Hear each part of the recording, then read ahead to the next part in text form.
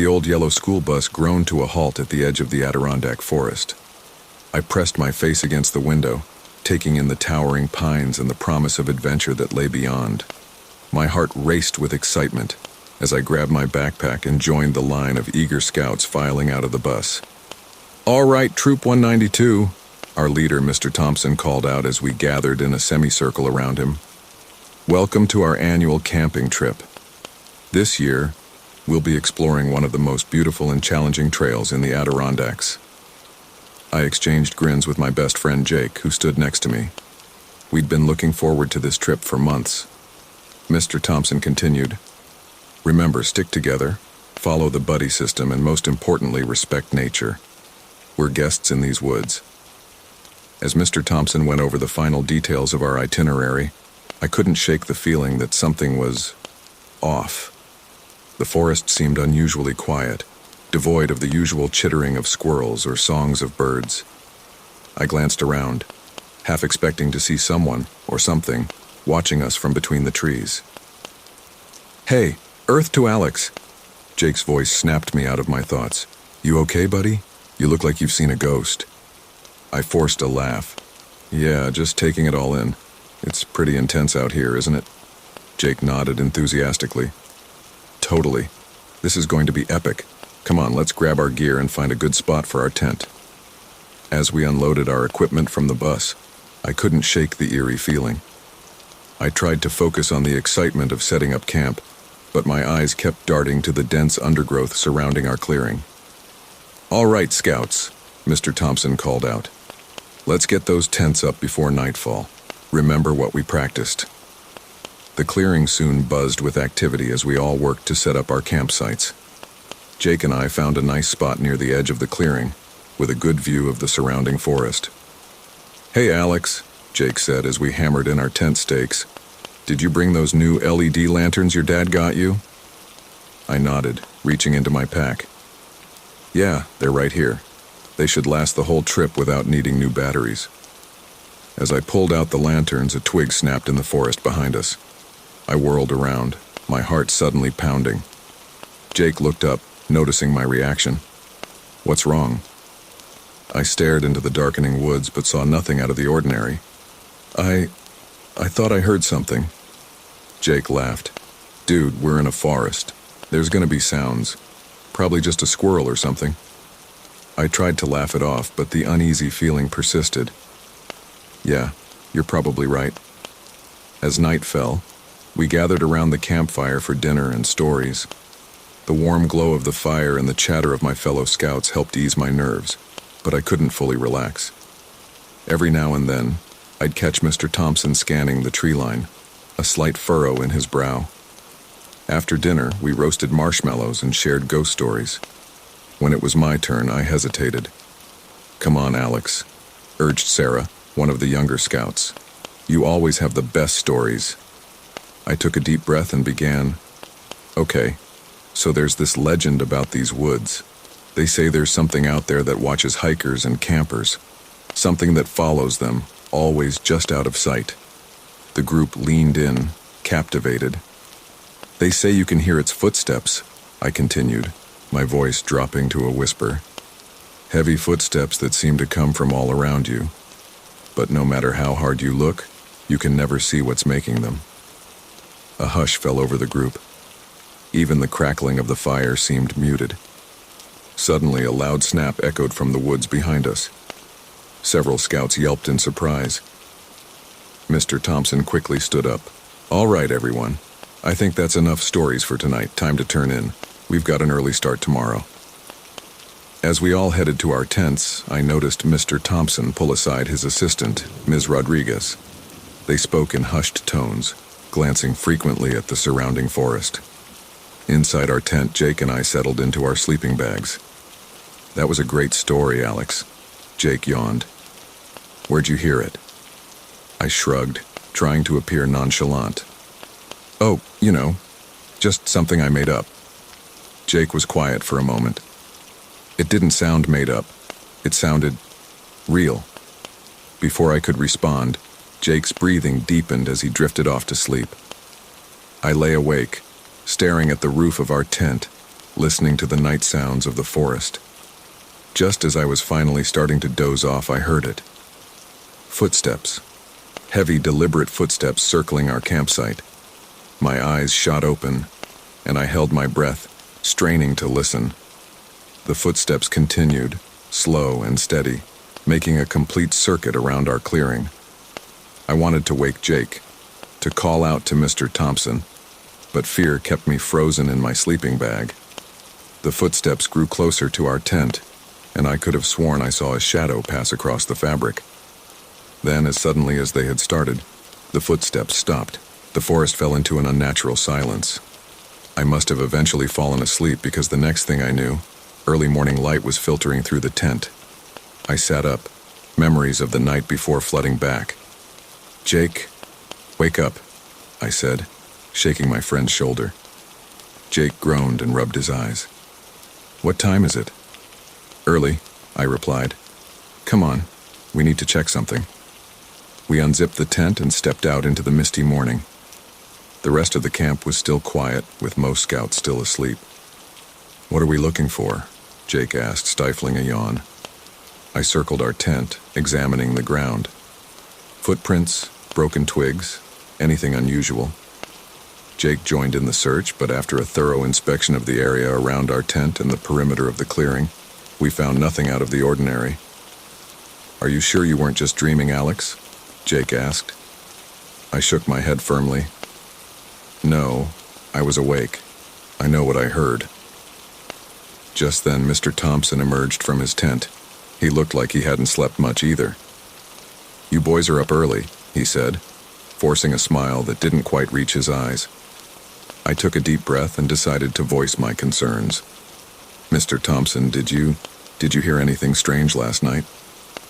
His smile faltered for a moment. "Strange? Like what, Alex?" "Like footsteps.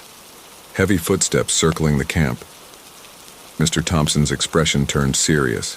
He glanced around to make sure no one else was listening, then knelt down to our level.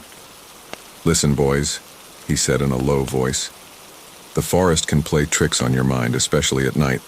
I'm sure what Alex heard was just some nocturnal animal going about its business. Nothing to worry about." But as he stood up, I caught a glimpse of worry in his eyes that contradicted his reassuring words. "Now, why don't you two help me get breakfast started?" Mr. Thompson suggested, clearly trying to change the subject. "We've got a big day of hiking ahead of us." As Jake and I followed Mr. Thompson to the supply tent, I couldn't shake the feeling that our troop leader knew more than he was letting on. Whatever I had heard last night, whatever was out there in these woods, I was determined to find out the truth. Little did I know, this was just the beginning of a journey that would challenge everything I thought I knew about the world around us. The morning sun filtered through the canopy, dappling the forest floor with patches of golden light as our troop set out on our first hike. The events of the previous night still weighed heavily on my mind, but the excitement of exploring the Adirondack trails momentarily pushed my concerns aside. "Remember, everyone," Mr. Thompson called out as we started down the trail, "stay together and keep an eye on your buddy. These woods can be tricky to navigate if you're not paying attention." I fell into step beside Jake, who was practically bouncing with enthusiasm. "This is going to be awesome," he grinned, adjusting his backpack. "I heard there's a waterfall about 3 miles in. Think we'll get to see it?" I nodded, trying to match his excitement. "Yeah, should be cool. Hey, Jake, about last night." But before I could finish my thought, a sharp crack echoed through the woods behind us. I whirled around, my heart suddenly racing. "Did you hear that?" I whispered to Jake. He frowned, looking confused. "Hear what? The bird?" I shook my head, straining my ears. There it was again, the unmistakable sound of a branch snapping underfoot. And another. And another. "Those aren't bird sounds, Jake," I hissed, grabbing his arm. "Listen." This time, Jake's eyes widened as he heard it too. The sounds were getting closer, heavy footfalls crushing twigs and leaves. It was just like last night, but in broad daylight. "Mr. Thompson," I called out, my voice cracking slightly. There's something behind us. Our troop leader turned, his brow furrowed. What do you mean, Alex? But before I could explain, the footsteps grew louder, faster. Whatever was making them was no longer trying to be stealthy. It was charging straight for us. Run! Mr. Thompson shouted, his face pale. Everyone, run! Now! Panic swept through the group as we all broke into a sprint. The path ahead twisted and turned through the dense forest, roots and rocks threatening to trip us at every step. The sound of our own ragged breathing and pounding feet filled the air, but underneath it all, I could still hear those relentless footsteps pursuing us. What is it? Sarah cried out as we ran. What's chasing us? Don't look back, Ms. Rodriguez shouted from the rear of the group. Just keep moving. My lungs burned as we tore through the forest. Branches whipped at my face, leaving stinging scratches, but the fear of what was behind us drove me forward. Jake ran beside me, his face a mask of terror. Alex, he panted between breaths. I can't see anything chasing us. He was right. Despite the thunderous footfalls behind us, there was no visible pursuer when I dared a quick glance over my shoulder, just the empty forest trail and the unseen threat. Suddenly the path opened up into a large clearing. Mr. Thompson skidded to a halt, and we all followed suit, gasping for air. Everyone here? He called out, doing a quick head count. Is anyone hurt? As we all caught our breath, an eerie silence fell over the clearing. The footsteps had stopped. What was that? Jake wheezed, bent over with his hands on his knees. Mr. Thompson's eyes darted around the clearing, his expression grim. I don't know, but whatever it was, it seems to have stopped chasing us. Seemed like a bear to me, offered Chris, one of the older scouts. Probably just got spooked when it saw us and ran off. But I shook my head vehemently. That wasn't a bear. Did you hear how fast it was moving? And why couldn't we see it? An uneasy murmur spread through the group. Mr. Thompson held up his hands for silence. All right, let's all calm down and think this through, he said, though I could hear a slight tremor in his voice. We're safe now, and that's what matters. Let's take a few minutes to rest and... He broke off suddenly, his eyes widening as he scanned the group. Where's Michael? A chill ran down my spine as we all looked around. Michael, one of the younger scouts who had been right in the middle of the group when we started running, was nowhere to be seen. He was right behind me, Sarah said, her voice shaking. I'm sure he was. Panic began to set in again as we realized one of our own was missing. Mr. Thompson quickly organized us into search parties, making sure each group had an adult leader. We'll backtrack along the trail, he instructed. Call out for Michael, but stay close to your group. No one goes off alone, understood? We all nodded solemnly and began our search. Jake and I were paired with Ms. Rodriguez and 2 other scouts. As we retraced our steps, calling Michael's name, I couldn't shake the feeling that we were being watched. Ms. Rodriguez, I said quietly as we walked, have you ever heard anything about something in these woods? Something that follows hikers? She glanced at me sharply. What do you mean, Alex? I hesitated, then told her about the footsteps I'd heard the night before, and how they seemed to match what we'd all heard today. Ms. Rodriguez was quiet for a long moment. Finally, she sighed. There are always stories about these old forests, Alex. Legends and myths that get passed down, but that's all they are, stories. But the look in her eyes told me she wasn't entirely convinced of her own words. We searched for what felt like hours, our voices growing hoarse from calling Michael's name. The forest seemed to swallow our shouts, the dense foliage muffling our cries. Just as despair was starting to set in, we heard a faint call in the distance. Over here! We found him! We rushed towards the voice, relief flooding through me. As we approached, I saw Michael sitting on a fallen log, looking dazed and confused. Mr. Thompson was kneeling beside him, a hand on his shoulder. Michael, are you okay? Jake called out as we reached them. Michael looked up at us, his eyes unfocused. I don't know what happened, he mumbled. One minute I was running with everyone, and the next, I was just here. Did you fall? Ms. Rodriguez asked gently. Did you see anything? Michael shook his head slowly. I don't remember falling. I don't remember anything after we started running. It's all blank. A chill ran down my spine at his words. How could he not remember? And how had he ended up so far off the trail? As Mr. Thompson and Ms. Rodriguez checked Michael for injuries, I pulled Jake aside. This isn't right, I whispered. Something weird is going on here. Jake nodded, his earlier skepticism replaced by a look of worry. I know, but what can we do? It's not like we can tell the adults we think some invisible monster is after us. I chewed my lip, thinking, maybe not, but we can keep our eyes open, and our ears. Whatever this thing is, it's real and it's out there. Jake hesitated, then nodded firmly. Okay, we'll figure this out together.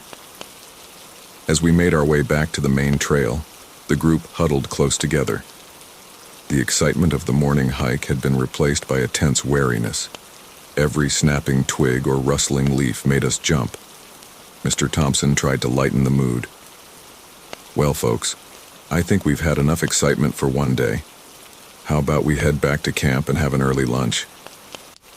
There were murmurs of agreement, but I noticed that everyone, even Mr. Thompson, kept glancing over their shoulders as we walked. Back at the campsite, as we all sat around eating our sandwiches, I couldn't help but feel that this was just the beginning. Whatever was out there in the woods, whatever had chased us, and somehow made Michael disappear, it wasn't done with us yet. As the sun began to dip towards the horizon, casting long shadows across our campsite, I made a silent vow. I would uncover the truth about what was haunting these woods, no matter what it took. Little did I know the path to that truth would be more dangerous and mind-bending than I could have ever imagined. The events of the morning hike had cast a pall over our campsite. As we sat around the flickering campfire that evening, the usual chatter and laughter were replaced by hushed conversations and worried glances towards the darkening forest. I couldn't shake the feeling that we were being watched, studied even, by something lurking just beyond the reach of our firelight. Jake sat beside me, absently poking at the embers with a stick, his normally cheerful face creased with concern. We need to talk about what happened today. Sarah suddenly spoke up, her voice cutting through the tense silence. That thing chased us. We all heard it. And Michael, he just disappeared. Her words seemed to burst the dam of tension that had been building all afternoon. Suddenly, everyone was talking at once. It had to be a bear, Chris insisted, though his voice lacked conviction. What else could it be? Bears don't make people disappear, retorted another scout, and they definitely don't move that fast through dense forest. Maybe it was a mountain lion, someone else suggested. I shook my head. Did anyone actually see anything? Because I didn't. All I heard were those footsteps. A shudder passed through the group at the mention of the footsteps. Even Mr. Thompson and Ms. Rodriguez exchanged worried glances. Look, Jake said, standing up. Whatever it was, it's clear that these woods aren't safe. I think we should leave. Go home early. His suggestion was met with a mixture of relieved nods and indignant protests. Leave? Are you kidding? Chris scoffed. We've been planning this trip for months. We can't just run away because of some weird noises. Weird noises? Sarah shot back. Michael disappeared. He could have been hurt or worse. As the argument escalated, I noticed Mr. Thompson step away from the group.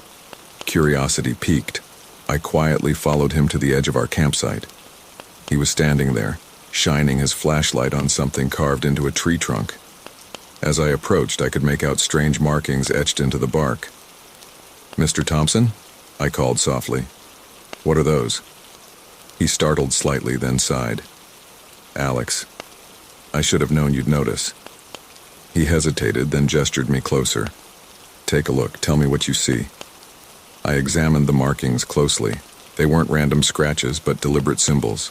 Some looked like stick figures, others like abstract shapes. They look like, some kind of language? Or symbols? Mr. Thompson nodded grimly. I've been seeing these all over the forest since we arrived. At first I thought they were just old trail markers, but... He trailed off, his flashlight beam sweeping across the trees around us. More symbols came into view, forming a pattern. You've seen these before, haven't you? I asked, a realization dawning. That's why you looked worried when we first got here. He turned to me, conflict clear in his eyes. Alex, there are stories about these woods. Old stories. I've heard rumors for years about hikers going missing, about strange sightings. But I never believed them. I thought they were just campfire tales. A chill ran down my spine. And now? Before he could answer, Jake's voice cut through the night. Alex? Mr. Thompson? Where are you guys? We returned to the campfire to find the group had split into two clear factions. One side, led by Chris, wanted to stay and continue the trip as planned. The other, with Jake and Sarah at the forefront, was adamant about leaving first thing in the morning. This is ridiculous, Chris was saying as we approached. We can't let one weird experience ruin our whole trip. Right, Mr. Thompson? All eyes turned to our troop leader. Mr. Thompson looked torn, his earlier confidence replaced by uncertainty. I think we need to consider all our options, he said slowly. Our safety is the top priority, but we also don't want to make rash decisions based on fear. His diplomatic response seemed to satisfy neither side. The argument resumed with renewed vigor. As the debate raged on, I found myself drawn back to the tree with the symbols. Something about them nagged at me. I began to examine the surrounding trees more closely, and that's when I saw it. A pattern. Guys, I called out, excitement momentarily overriding my fear. Come look at this. The group gathered around as I pointed out the symbols. See? They're not random. They form a pattern, like they're pointing to something. Ms. Rodriguez frowned. Alex, what are you saying? I took a deep breath. I think these symbols might be a map. Or directions. Maybe to whatever's out there. A hush fell over the group. Then Chris laughed, but it sounded forced. Come on, that's crazy. They're probably just old trail markers or something Native Americans carved years ago. But Mr. Thompson was shaking his head. No, these are recent, the cuts are too fresh. He hesitated, then seemed to come to a decision. Listen, everyone. There's something I need to tell you. As we all gathered close, Mr. Thompson revealed what he'd told me earlier about the rumors and stories surrounding these woods. The group listened in stunned silence. Why didn't you tell us this before? Jake demanded when Mr. Thompson finished. Because I didn't believe them, Mr. Thompson admitted. I thought they were just stories, but after what happened today... His words hung in the air, leaving us all to contemplate the implications. So what do we do now? Sarah asked, her voice small. Mr. Thompson straightened his shoulders. We have a decision to make. We can leave now, head back to safety, or we can stay, try to uncover the truth about what's happening here. The choice seemed to deepen the divide in our group. Those who wanted to leave became even more adamant, while others, intrigued by the mystery, argued to stay. We can't just leave, I found myself saying. What if other hikers come here? What if they get hurt, or disappear like Michael almost did? We have a responsibility to figure this out. Jake looked at me like I'd grown a second head. Are you crazy? This isn't some mystery novel, Alex. This is real, and it's dangerous. The debate continued late into the night. In the end, we reached a compromise. We would split into two groups. One would head back in the morning to get help and alert the authorities. The other, smaller group would stay behind to investigate further, promising to remain in radio contact. As we all retreated to our tents that night, the atmosphere was thick with tension and anticipation. I lay awake, my mind racing with possibilities. What were those symbols trying to tell us? What was really out there in the woods? Just as I was finally drifting off to sleep, I heard it again. The footsteps, heavy, deliberate, circling our campsite. But this time, they sounded different, closer, more purposeful. I held my breath, straining to listen. The footsteps paused right outside our tent. Then, to my horror, I heard something new. A low, guttural sound, almost like speech, but like no language I'd ever heard before. In that moment, I realized we were in far deeper than we could have possibly imagined. Whatever was out there, it wasn't just some animal. It was intelligent, and it was trying to communicate. As the first light of dawn broke through the trees, I knew that the real adventure, and the real danger, was just beginning. The forest held secrets, and we were on the verge of uncovering them, for better or for worse. The morning sun struggled to penetrate the dense canopy as our small group set out, leaving behind the safety of our campsite. There were 5 of us, myself, Jake, who had reluctantly decided to stay after our late-night conversation, Sarah, Mr. Thompson, and Chris, who had appointed himself our de facto survival expert. The rest of the troop had departed earlier, heading back to civilization to alert the authorities. The weight of our decision hung heavy in the air as we pushed deeper into the forest, following the mysterious symbols I had discovered. "Are you sure about this, Alex?" Jake whispered as we hiked. "I mean, we're basically walking into who knows what based on some weird carvings." I nodded, trying to project more confidence than I felt. "We have to know, Jake. Whatever's out here, it's not going to stop with us. We need to find out what it is." As we continued our trek, the forest seemed to grow denser, darker. The usual sounds of wildlife had faded away, replaced by an eerie silence broken only by our footsteps and labored breathing. Suddenly, Chris held up a hand, stopping us in our tracks. "Look," he hissed, pointing ahead. Through a gap in the trees, we could see a rocky outcropping, and there, half hidden by overgrown vines and moss, was the dark mouth of a cave. "The symbols," Mr. Thompson murmured, shining his flashlight on a nearby tree. "They're pointing right at it." We approached the cave cautiously, our hearts pounding. The entrance was larger than it had first appeared, easily big enough for us to walk through upright. "We're not seriously considering going in there, are we?" Sarah asked, her voice trembling slightly. Mr. Thompson looked torn. "It could be dangerous, but it might also provide shelter if whatever's out there comes back." As if on cue, a distant sound echoed through the forest, the now familiar heavy footsteps that had been haunting us. "In," I said quickly. "We need to go in." Without waiting for a response, I clicked on my flashlight and stepped into the cave. The others followed close behind, the sound of the footsteps spurring them on. The cave entrance quickly gave way to a larger cavern. Our flashlight beams danced across the rocky walls, creating shifting shadows that seemed to move of their own accord. "This place is incredible," Chris whispered, his earlier bravado replaced by genuine awe. As we moved deeper into the cave system, the air grew cooler and damper. The sounds from outside faded away, replaced by the quiet drip of water and the echo of our footsteps. "Hey, look at this," Sarah called out, her flashlight beam fixed on the cave wall. We gathered around, and I felt my breath catch in my throat. There, etched into the rock face, were cave paintings. But these weren't the typical stick figures or animal drawings you might expect. These were different. "What is that supposed to be?" Jake asked, his voice hushed. The painting depicted a group of humanoid figures, but looming over them was a much larger, shadowy form. It seemed to be reaching out towards the humans with long, spindly limbs. It's the thing that's been following us," I realized aloud. "This has happened before, a long time ago." Mr. Thompson ran his hand over the painting, his face pale in the flashlight beam. "These are old. Very old. But how?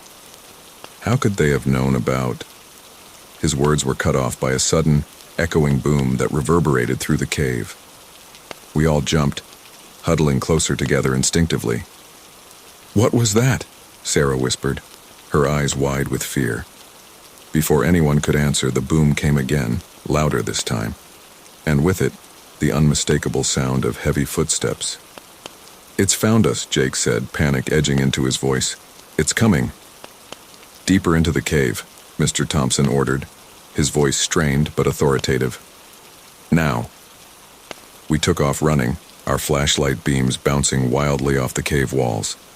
The passage twisted and turned, leading us deeper underground.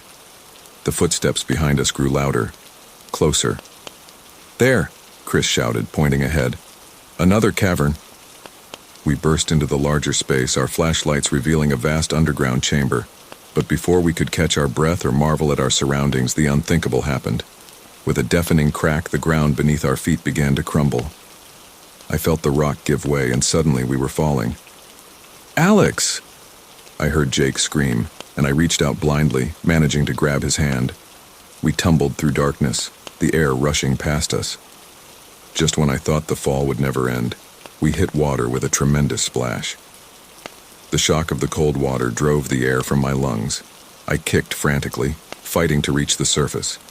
As my head broke the water, I gasped for air, coughing and spluttering. "Jake!" I called out. "Sarah! Mr. Thompson! Chris!" One by one, I heard their voices respond. We had all survived the fall.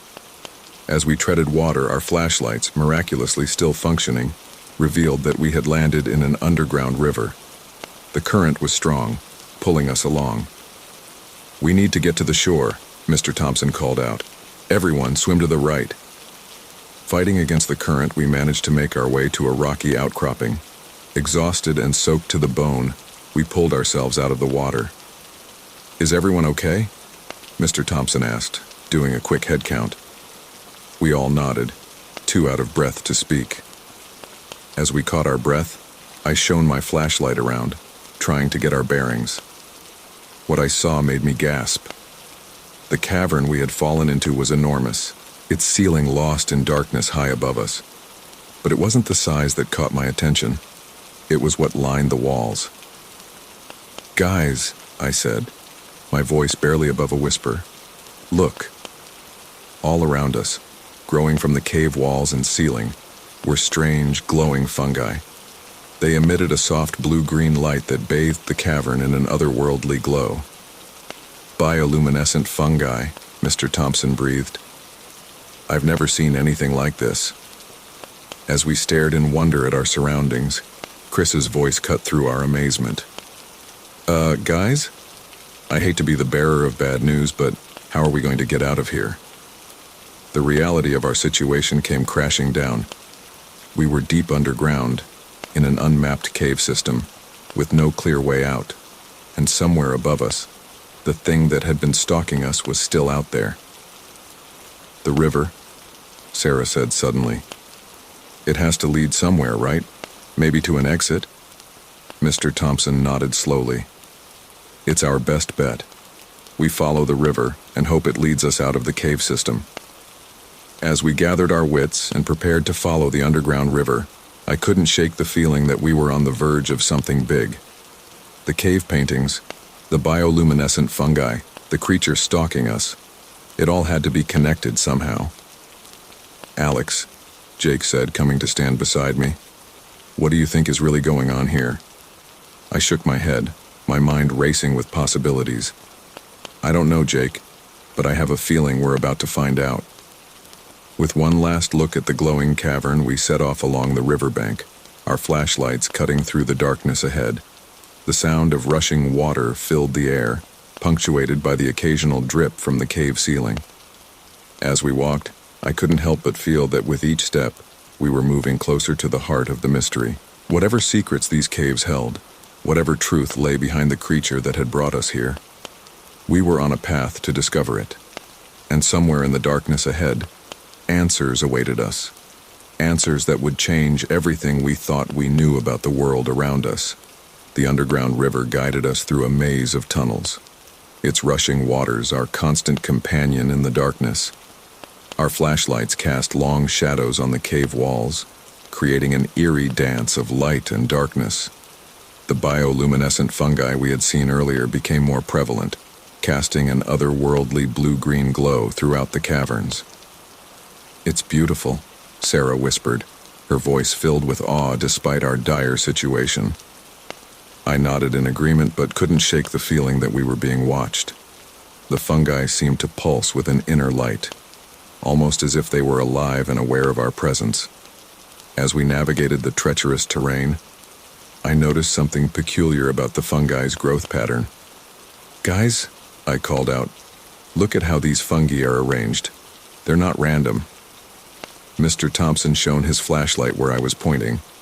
"You're right, Alex. They seem to be forming patterns." Chris scoffed. "Great, more mysterious symbols. Because that worked out so well for us last time." "Wait," Jake interrupted, his eyes widening. "These patterns, they look like the ones we saw on the trees outside."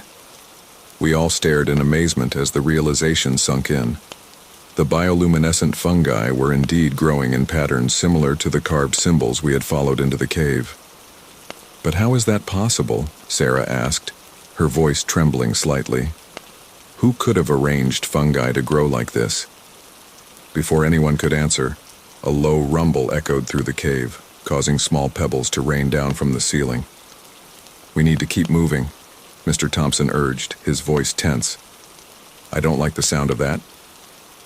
We pressed on, following the river's course. The tunnel gradually widened, opening into a vast cavern that took our breath away. The ceiling soared high above us, lost in darkness, while the river spread out into a serene underground lake. "Look," Jake exclaimed, pointing to the far shore. "Is that daylight?" A faint glow could be seen in the distance, a promise of the world above. However, our relief was short-lived as Chris called out, "Guys, over here! You need to see this!" We rushed over to where Chris was standing, his flashlight illuminating a section of the cavern wall. Carved into the rock face were more symbols, but these were different from what we had seen before. They were more intricate, more alien. "What do you make of this, Mr. Thompson?" I asked, running my hand over the strange markings. Our troop leader shook his head, bewildered. "I've never seen anything like it.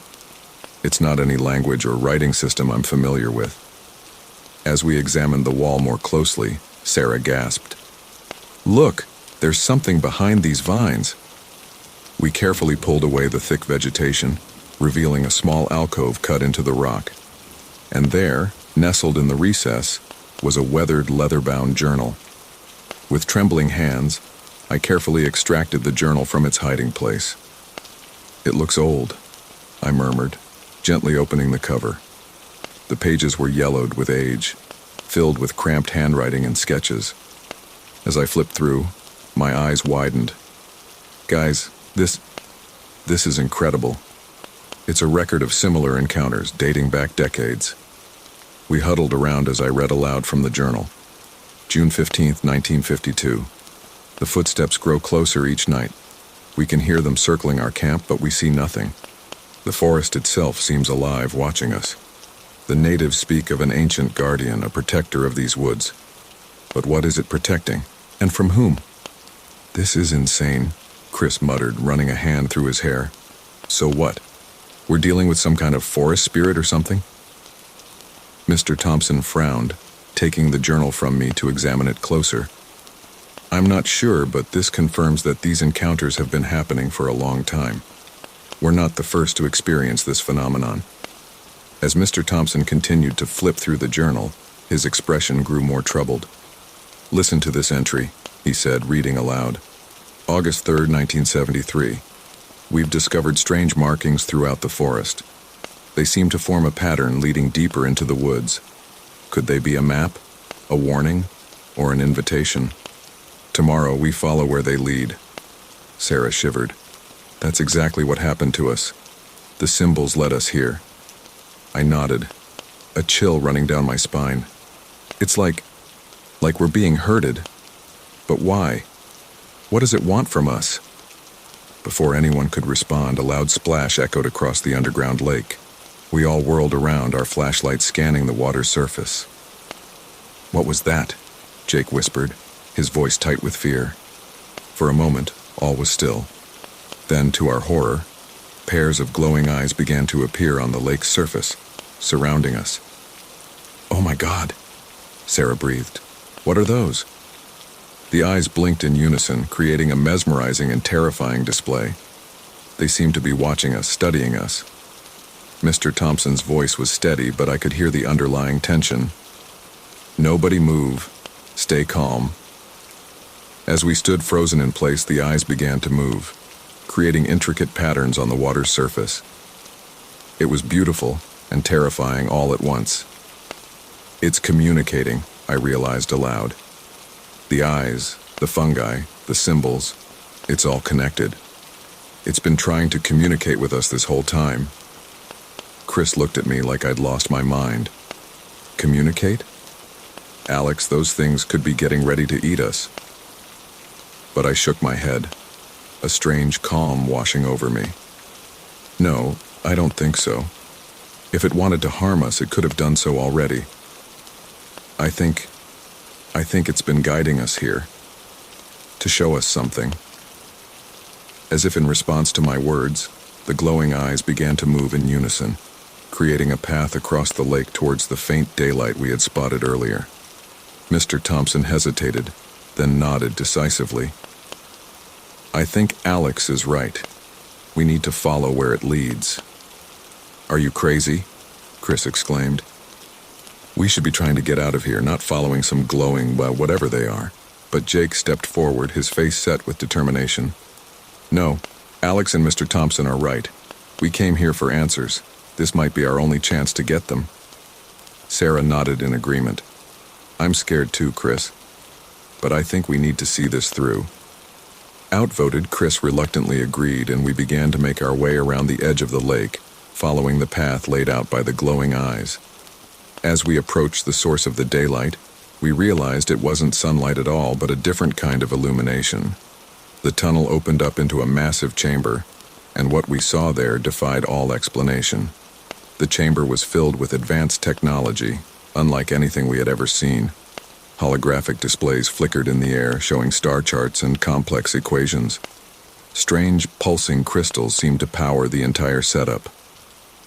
What is this place? Sarah whispered, her eyes wide with wonder. Before anyone could answer, a holographic figure materialized in the center of the chamber. It was humanoid in shape, but clearly not human. Its form shifted and shimmered, as if struggling to maintain a solid appearance. When it spoke, its voice seemed to come from everywhere at once, resonating in our minds rather than our ears. Welcome, it said, its tone neither male nor female. We have been waiting a long time for ones who could understand. Mr. Thompson stepped forward, his voice shaky but determined. What are you? The figure's form rippled. We are the Guardians, protectors of a secret that has been hidden on your world for millennia. A secret that, if revealed too soon, could bring about catastrophe. I found my voice, curiosity overcoming my fear. What secret? Why us? The hologram turned its attention to me. Your kind stands on the brink of a great leap forward. But with that leap comes great danger. We have watched, we have guided, we have protected, and now we must warn. As the hologram spoke, images flashed around us. Scenes of advanced civilizations rising and falling, of cosmic events beyond our comprehension. The footsteps you heard, the eyes you saw, all manifestations of our attempts to communicate, to lead you here, the Guardian explained. For in you we sense the potential to understand, to help. Chris, who had been uncharacteristically quiet, finally spoke up. Help with what? The hologram's form solidified, becoming clearer. To prepare your world for what is to come, a convergence of cosmic forces that will test your species as never before. We cannot interfere directly, but we can guide those who are willing to listen. As the gravity of the Guardian's words sank in, I realized that we stood at a crossroads. The mystery we had set out to solve was far greater than we could have ever imagined. We had stumbled upon a truth that would change not just our lives, but potentially the course of human history. Mr. Thompson's voice was solemn as he asked the question we were all thinking. What do you need us to do? The hologram's response was both thrilling and terrifying. Learn, prepare, and when the time comes, help your world face what lies beyond the veil of your reality. The journey begins now. As the hologram's words echoed through the chamber, I realized that our adventure in these woods was just the beginning. We had been chosen for something far greater, a responsibility that would shape the future of humanity. The revelation we sought had found us, and with it came a burden and a purpose none of us could have anticipated. As we stood there, surrounded by alien technology and faced with cosmic truths, I knew that nothing would ever be the same again. Our real journey was just beginning. The revelations from the Guardian's hologram left us reeling. As we exited the chamber of advanced technology, our minds struggled to process the cosmic truths we had just learned. The weight of our new responsibility hung heavy on our shoulders as we made our way back through the cave system. "So what now?" Jake asked, breaking the stunned silence that had fallen over our group. "I mean, how are we supposed to prepare the world for some kind of cosmic event?" Mr. Thompson shook his head, looking as lost as the rest of us. "I don't know, Jake. But I think our first priority should be getting out of these caves and back to civilization." As if on cue, a cool breeze wafted through the tunnel, carrying with it the promise of the outside world. We quickened our pace, eager to feel the sun on our faces again. "Wait," Sarah said suddenly, stopping in her tracks. "Do you smell that?" We all paused, sniffing the air. There was something odd about the breeze, a faint, sweet scent that seemed strangely out of place in the damp cave. "It smells like flowers," Chris said, his brow furrowed in confusion. Before anyone could respond, we rounded a corner and found ourselves facing the cave exit. Sunlight streamed in, momentarily blinding us after so long in the dimly lit caverns. As our eyes adjusted, we stepped out into a small clearing, but something was wrong. Very wrong. A thick, swirling mist enveloped the clearing, obscuring our view of the surrounding forest. The mist seemed to glow faintly, pulsing with an inner light that reminded me of the bioluminescent fungi we had seen in the caves. "What is this?" I asked, my voice barely above a whisper. "Where did this mist come from?" Mr. Thompson's face was grim. "I don't like this. Everyone, stay close together." We huddled in a tight group, our backs to each other as we tried to peer through the dense fog. The sweet scent we had noticed earlier was stronger now, almost cloying. Suddenly, Jake gasped. "Guys, look! The mist! It's moving!" He was right. The mist was swirling around us, forming patterns and shapes that seemed almost deliberate. It was as if the fog itself was alive, studying us. "It's just like the eyes on the lake," Sarah whispered. "It's trying to communicate." As we watched, transfixed, the mist began to coalesce into more distinct forms. Shadowy figures emerged, their outlines hazy and indistinct, but unmistakably humanoid. "Hello?" Chris called out, his voice shaking slightly. "Is someone there?" The figures didn't respond. Instead, they began to move, circling our group slowly. I could hear heavy footsteps, the same sound that had been haunting us since we entered these woods. "It's them," I breathed. "The Guardians. They're all around us." Mr. Thompson's voice was tense. "Everyone stay calm. Remember what the hologram said. They're here to guide us, not harm us." But as the words left his mouth, the mist suddenly thickened, becoming almost opaque. The shadowy figures drew closer, their outlines becoming more solid with each step. "I don't like this," Jake muttered. "It feels like we're being herded." He was right. The misty figures were slowly but surely guiding us towards the center of the clearing. As we moved, I noticed strange, ancient-looking stone structures emerging from the fog. They formed a rough circle, reminiscent of primitive standing stones. "What are these?" Sarah asked, reaching out to touch one of the moss-covered monoliths. "Don't," Mr. Thompson warned, but it was too late. As Sarah's hand made contact with the stone, a low humming filled the air. The mist began to swirl more violently, and the ground beneath our feet started to tremble. "We need to get out of here," Chris yelled, panic evident in his voice. But as we turned to run, we found our path blocked by the misty figures. They had formed a solid wall around us, leaving no way to escape. "What do you want from us?" I shouted, hoping the Guardians could understand. "We're trying to help." The humming grew louder and the trembling intensified. Cracks began to appear in the ground at our feet, spreading outward like a spider web. "Everyone grab onto something," Mr. Thompson yelled, but there was nothing to hold on to. With a deafening crack, the ground gave way beneath us. We fell, tumbling through darkness once again, our screams echoing off unseen walls. The fall seemed to last forever, yet somehow also only an instant. We landed hard on a smooth, cold surface, the impact knocking the wind out of us.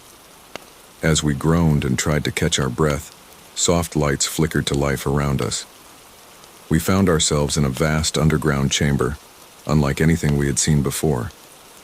The walls were made of a strange metallic material that seemed to shimmer and shift as we looked at it.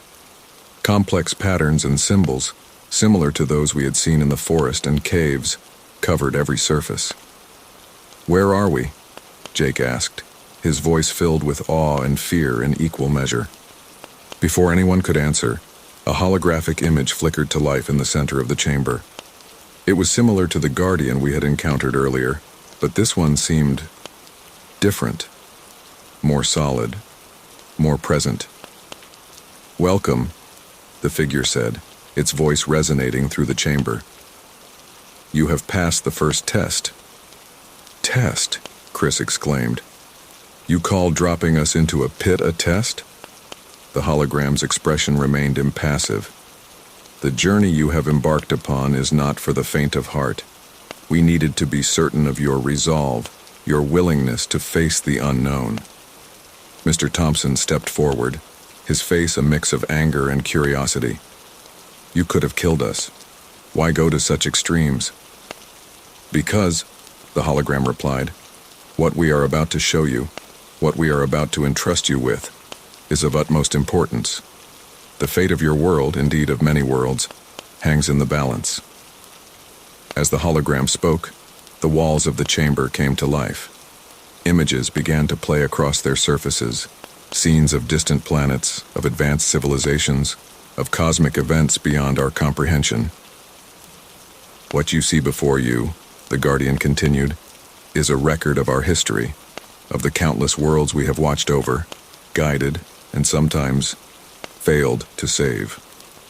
Sarah gasped as an image of Earth appeared, surrounded by strange, ominous energy patterns. Is that what's coming for us?" The hologram nodded solemnly. "A convergence of cosmic forces, a test that every sentient species must face. Some survive, evolve, and join us among the stars. Others—" The image changed, showing a planet cracking apart, its fragments scattering into the void of space. "That's why we're here," I realized aloud. "You're preparing us for this convergence." "Correct," the Guardian replied. "But mere knowledge is not enough. You must be ready to face challenges beyond your imagination, to make decisions that will shape the destiny of your entire species." As if on cue, the chamber began to shift and change. The walls retracted, revealing a series of tunnels leading off in different directions. "Before you lie paths of knowledge, of power, and of terrible truths," the hologram explained. "Each will test you in different ways. Each will reveal a piece of the puzzle you must solve to save your world." Jake looked at the tunnels, then back at the Guardian. "And if we refuse? If we just want to go home?" The hologram's expression softened slightly. "The choice is yours. We cannot force this burden upon you. But know this, if you leave now, others will be chosen. The preparation of your world will continue, with or without you." We all exchanged glances, the weight of the decision before us almost palpable in the air. "I say we do it," I said finally, surprising even myself with my resolve. "We've come this far. We can't turn back now." Sarah nodded in agreement. "Alex is right. We have a responsibility now. We can't just walk away." Chris and Jake looked less certain, but after a moment, they too nodded their assent. Mr. Thompson took a deep breath, then turned to the hologram. "We accept your challenge. We'll do whatever it takes to prepare our world for what's coming." The Guardian's form seemed to brighten, as if pleased by our decision. Then let your trials begin. Choose your path wisely, for each decision you make from this moment forward will shape not only your fate, but the fate of your entire species. As we stood there, facing the tunnels that would lead us deeper into the unknown, I couldn't help but feel a mix of terror and exhilaration. We had set out to solve a mystery in the woods and now found ourselves at the center of a cosmic drama. Whatever lay ahead in those tunnels, whatever trials we would face, one thing was certain: our lives, and potentially the life of every person on Earth, would never be the same again. With a shared look of determination, we stepped forward, ready to face whatever challenges the Guardians had prepared for us. The trap had sprung, but instead of capturing us, it had catapulted us into an adventure beyond our wildest imaginations. We stood before the 3 tunnels, each pulsing with a different colored light: blue, red, and green. The air hummed with energy, and the weight of our decision pressed down on us. "So," Jake said, breaking the tense silence, "which one do we choose?" Mr. Thompson stepped forward, his face set with determination.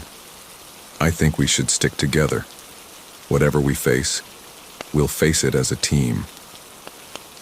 We all nodded in agreement, the bond forged by our shared experiences stronger than ever.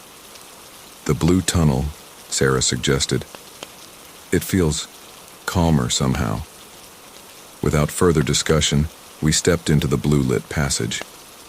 As we walked, the walls seemed to shimmer and shift, as if we were moving through water. "Look!" Chris exclaimed, pointing ahead. "Is that technology?"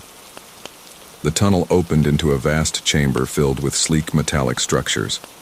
Holographic displays flickered in the air, showing complex diagrams and equations. "This is incredible," I breathed, approaching one of the displays. "It looks like some kind of advanced physics." As we moved deeper into the chamber, the technology became more elaborate. We passed what looked like anti-gravity platforms, energy weapons, and devices we couldn't even begin to understand. Mr. Thompson's voice was filled with awe. "This technology, it's centuries ahead of anything we have on Earth." Suddenly, a holographic figure materialized before us. Another Guardian, but this one appeared older, its form more defined. "Welcome," it said, its voice echoing through the chamber. "You stand in the Hall of Knowledge, where the secrets of the universe are stored." Jake stepped forward, his eyes wide with curiosity. "Who created all this? Was it you? The Guardians?" The hologram shook its head. "No, young one. We are but caretakers. This knowledge was gathered over eons, from countless civilizations across the cosmos." "But why show this to us?" Sarah asked. "We're just kids. We can't possibly understand all this." The Guardian's expression softened. "Understanding will come in time. For now, you must learn to ask the right questions." As if triggered by the Guardian's words, one of the nearby consoles lit up. A holographic projection appeared, showing Earth surrounded by strange, swirling energy patterns. "The convergence," I whispered, remembering what we'd been told earlier. The Guardian nodded. "Indeed. What you see is a cosmic event that occurs cyclically throughout the universe. It is a crucible, a test for sentient species." Chris frowned, studying the projection. "A test? What kind of test?" "One of readiness," the Guardian replied. "When a species reaches a certain level of technological and spiritual advancement, they face the convergence. It is a moment of great potential and great danger." The hologram shifted, showing scenes of various alien worlds. Some were thriving, filled with wondrous technology. Others were barren wastelands. "Those who pass the test ascend, joining a greater cosmic community," the Guardian explained. "Those who fail..." We didn't need it to finish the sentence. The images of dead worlds spoke volumes. Mr. Thompson's voice was grim. "And Earth? How long do we have?" The Guardian waved its hand and a countdown appeared in the air. The numbers made our hearts sink. We had less than a decade. "But that's not enough time," Jake exclaimed. How are we supposed to prepare the entire world in just a few years? The Guardian's expression was solemn. That is why you are here. You must learn, and quickly.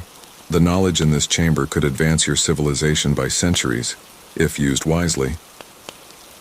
As we absorbed this information, I noticed something odd about one of the nearby consoles. Wait a second, I said, approaching it. This writing, it looks familiar. The others gathered around as I pointed out the symbols etched into the metal. They were similar to the markings we'd seen in the forest and caves. You recognize this language? The Guardian asked, a note of surprise in its voice. I nodded slowly. Not exactly, but it's like I can almost understand it. Like it's on the tip of my tongue. The Guardian's form seemed to brighten. Interesting. Very interesting indeed. It seems you may have a natural affinity for the cosmic language. Cosmic language? Sarah asked. The universal method of communication used by advanced species, the Guardian explained. It is more than just words. It is a way of encoding the very laws of physics. Excited by this development, we spent the next few hours exploring the chamber, with the Guardian explaining various pieces of technology. It was overwhelming, but exhilarating. As we examined what appeared to be a zero-point energy generator, a low rumble shook the chamber. What was that? Chris asked, alarm evident in his voice. The Guardian's form flickered, its expression grave. It seems our time is short. The chamber's defenses have detected an intruder. Intruder? Mr. Thompson asked. You mean there are others here? The Guardian nodded solemnly. There are always those who seek this knowledge for their own gain, rather than the betterment of their species. You must hurry. Choose one piece of technology to take with you. Something you believe will help prepare your world for the convergence. We looked at each other, the weight of the decision heavy on our shoulders. How could we possibly choose? After a brief discussion, we settled on a small spherical device that the Guardian had explained could tap into unlimited clean energy. A wise choice, the Guardian said. But remember, technology alone is not enough. The convergence tests not just scientific advancement, but spiritual and ethical progress as well. As the rumbling grew louder, the Guardian ushered us towards a hidden exit at the back of the chamber. Go now, it urged, and remember, the truth you have learned here is both a gift and a burden. Use it wisely. We raced through the exit, the spherical device clutched tightly in my hands. As we ran, the tunnel behind us began to collapse, sealing off the chamber of advanced technology. We emerged into another cavern, this one lit by the familiar bioluminescent fungi. But something was different. The air felt charged, alive with energy. Look, Sarah gasped, pointing ahead. In the center of the cavern stood a shimmering, translucent figure. It was vaguely humanoid, but its form shifted and flowed like water. I am the Guardian of Truth, it said, its voice resonating in our minds rather than our ears. You have passed the first trial, but your journey is far from over. Trial? Jake asked. You mean there's more? The figure nodded. The path to understanding is long and fraught with challenges, but you have shown promise. Now you must face the ultimate truth. What truth? I asked, stepping forward. The Guardian of Truth's form rippled. The truth about your world, your species, and your place in the cosmos. With a wave of its hand, the air around us shimmered. Suddenly we were surrounded by holographic projections, showing scenes from Earth's history, but it wasn't the history we knew. We saw ancient civilizations with technology far beyond what should have been possible. We saw evidence of extraterrestrial visitations throughout human history, and most shockingly, we saw previous convergence events, cycles of near destruction and rebirth that had shaped our planet's past. This can't be real, Mr. Thompson muttered, his face pale.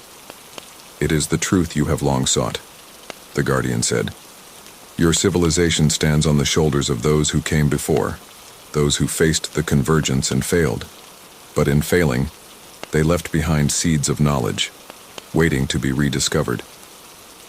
As we watched in stunned silence, the final projection showed our current era, the rapid technological advancements, the social upheavals, the environmental changes.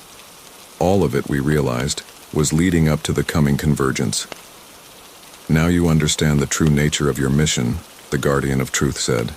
You must not only prepare your world technologically, but you must help your species remember its true history. Only by understanding your past can you hope to face your future. The weight of this revelation was almost too much to bear. Everything we thought we knew about our world, our history, our very existence, had been turned upside down. But how? Sarah asked, her voice barely above a whisper. How can we possibly make the world believe this? The Guardian's form solidified slightly, becoming more distinct. That is your challenge. You have been chosen not just for your potential, but for your ability to bridge the gap between the cosmic and the mundane. You must find a way to share this truth without causing panic or disbelief. As the Guardian spoke, I felt a strange sensation in my mind. The cosmic language I had started to understand earlier seemed to be expanding, filling my thoughts with new concepts and ideas. I think I know how we can do it, I said, surprised by my own certainty. We need to use the language of science, of art, of spirituality. We need to plant seeds of truth in every aspect of human culture. The others looked at me in surprise, but the Guardian nodded approvingly. Yes, it said, you begin to understand. This is why you were chosen.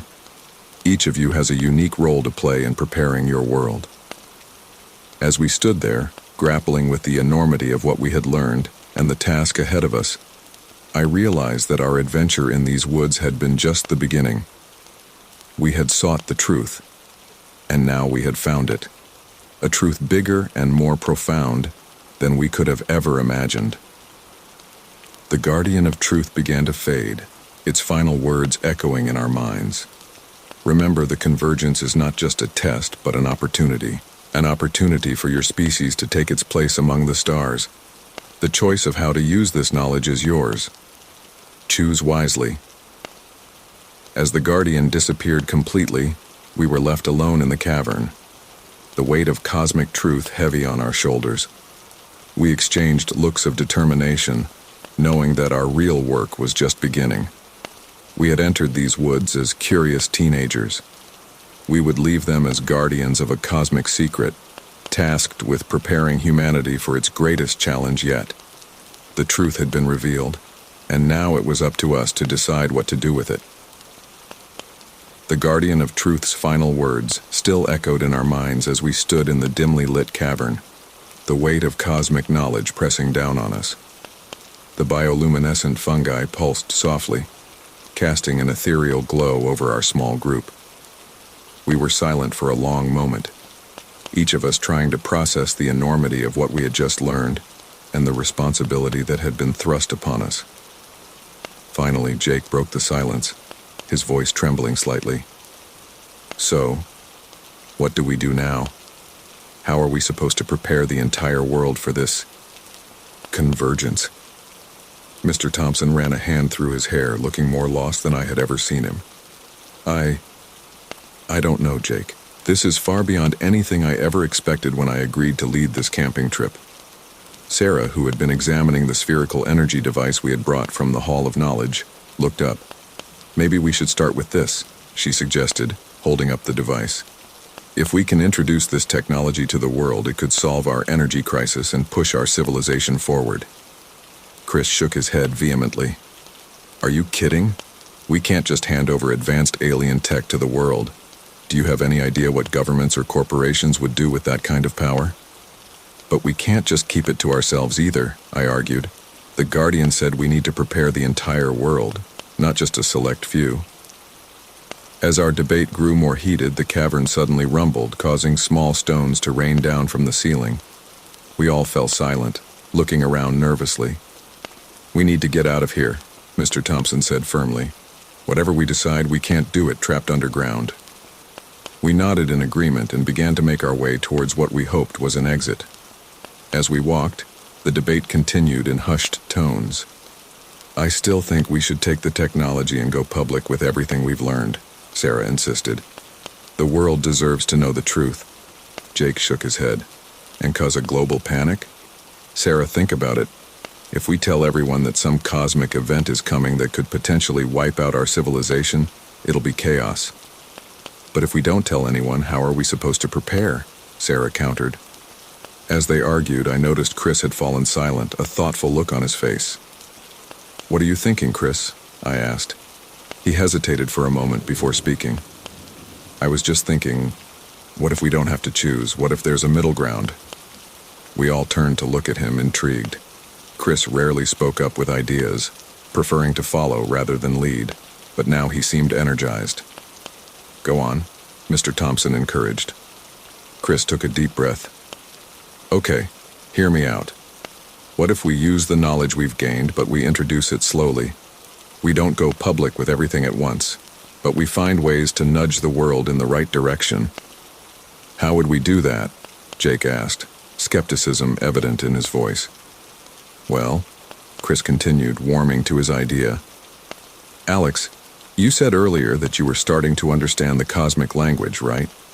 What if you use that knowledge to advance our understanding of physics? You could publish papers, give lectures, push the boundaries of what we know." I nodded slowly, seeing where he was going. "And Sarah, with your interest in environmental science, you could work on implementing the clean energy technology, but disguise it as a breakthrough in existing renewable energy research." Sarah's eyes lit up. "That could work. We wouldn't have to reveal the source of the technology, but we could still use it to help the world." "And Jake," Chris added, "with your talent for writing and communication, you could start introducing some of these cosmic ideas into popular culture. Books, movies, TV shows.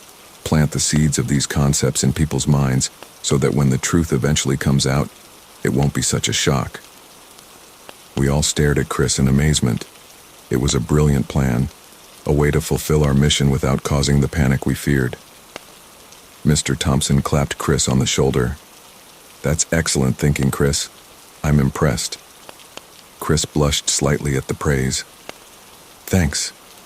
I just thought, if we're going to do this, we need to be smart about it." As we continued to discuss the plan, we finally emerged from the cave system into the cool night air. The forest around us was eerily quiet, as if holding its breath. "So we're agreed then?" I asked, looking around at my friends. "We use what we've learned to guide the world towards the truth, but we do it carefully, strategically." One by one, they nodded in agreement. But as we started to move away from the cave entrance, a familiar sound stopped us in our tracks. Heavy footsteps circling our position. "It's back," Jake whispered, his eyes wide with fear. But this time I felt no fear. Instead, a sense of calm washed over me. "No," I said softly. "It's not back. It never left. It's been with us this whole time." As if in response to my words, the air in front of us shimmered and a translucent figure appeared. It was the Guardian we had seen in the Chamber of Technology, but now it seemed more solid, more present. "You have chosen wisely," it said, its voice resonating in our minds. "The path you have decided upon is difficult, but it offers the best chance for your world." Mr. Thompson stepped forward, his voice steady despite the extraordinary situation. "We'll do our best, but how can we be sure we're making the right decisions? The fate of our entire world is at stake." The Guardian's form rippled, as if in thought. "There are no guarantees in this or any universe," it said finally. "But know this, you will not be alone in your efforts. We will guide you, as we have guided others before you." "Others?" Sarah asked. "You mean there are more people like us out there?" The Guardian nodded. "Throughout your world, there are individuals and groups working towards the same goal. Some know the full truth as you do now. Others act on instinct, pushed by a force they don't fully understand. In time, you will find each other." This revelation brought both relief and a new sense of responsibility. We weren't alone in this monumental task, but we were still key players in humanity's cosmic drama. Before you return to your world, the Guardian continued, there is one more choice you must make. One final test. We all tensed, wondering what new challenge awaited us. The Guardian waved its hand, and 3 objects appeared, floating in the air before us. One was a small, crystal-like device that pulsed with inner light. Another was what looked like an ancient book, its cover adorned with the same symbols we had seen throughout our journey. The third was a simple silver key, unremarkable except for the faint humming it emitted. Each of these objects represents a different path, the Guardian explained. The crystal contains vast knowledge of the universe, but using it comes at a great personal cost. The book holds the secret history of your world, including events yet to come. But knowing the future can be a terrible burden. The key opens doors to places beyond your imagination, but those who travel through may find it difficult to return. We stared at the objects, the weight of the decision palpable in the air around us. You may choose only one, the Guardian said. Choose wisely, for this decision will shape not only your path, but the path of your entire species. We huddled together, discussing in hushed tones the pros and cons of each object. The debate was intense, each of us advocating for what we thought would be most useful in our mission. The crystal, Sarah argued. With that knowledge, we could advance our civilization by centuries. But at what cost? Jake countered. The Guardian said there was a price. What if it's too high? The book could give us an edge, Chris suggested. If we know what's coming, we can prepare better. I shook my head. But knowing the future might paralyze us with fear, or worse, tempt us to try and change things we shouldn't. Mr. Thompson, who had been quiet during our debate, finally spoke up. What about the key? The ability to travel to other places could be invaluable. We all fell silent considering this option. It was risky, but it also offered the most potential for growth and understanding. After what felt like hours of discussion, we finally reached a consensus. I turned to the Guardian, our decision made. We choose the key, I said, my voice steady despite my racing heart. The Guardian's form seemed to brighten. An interesting choice. May I ask why? I looked at my friends, drawing strength from their presence. We realized that the most important thing isn't just knowledge or foresight. It's experience. The ability to see and understand different perspectives, different worlds. If we're going to guide humanity towards a cosmic future, we need to experience that cosmos firsthand. The Guardian nodded, and I could have sworn I saw a glimmer of approval in its ethereal features. A wise decision. Remember, the key opens doors, but it is up to you to step through them and to find your way back. The crystal and the book vanished, leaving only the silver key floating before us. I reached out and grasped it, feeling a surge of energy course through my body as my fingers closed around the cool metal. Your journey begins anew, the Guardian said, its form starting to fade. Use the key wisely and remember, the fate of your world rests not just on the knowledge you gain, but on how you choose to use it. As the Guardian disappeared, we found ourselves alone in the forest once more. The key hummed softly in my hand, a constant reminder of the incredible responsibility we now bore. Mr. Thompson took a deep breath, looking at each of us in turn. Well, I think it's safe to say this wasn't the camping trip any of us expected. We all laughed, the tension of the moment breaking slightly. So what's our first move? Jake asked, eyeing the key curiously. I pocketed the key carefully, feeling its weight against my leg. First, we go home. We rest. We process everything we've learned. Then we start preparing. For ourselves, for the world, and for whatever lies beyond those doors, this key can open. As we gathered our camping gear and prepared to leave the forest, I couldn't help but feel a mix of excitement and trepidation. We had sought answers and found them, but those answers had only led to bigger questions and greater challenges. The choice we had made, to take the key and embrace the unknown, was just the beginning. As we hiked back toward civilization, I knew that our real journey was only just beginning. We had chosen our path and now we had to walk it, wherever it might lead us. The fate of humanity, the challenge of the convergence, and the mysteries of the cosmos all lay ahead. And we, a group of teenagers who had stumbled into a cosmic drama, were now at the center of it all. The weight of our choice was heavy, but as I looked at my friends, I knew we were ready to face whatever came next. Our camping trip had ended, but our true adventure was just beginning. The months following our otherworldly encounter in the forest passed in a blur of frantic preparation and clandestine activities.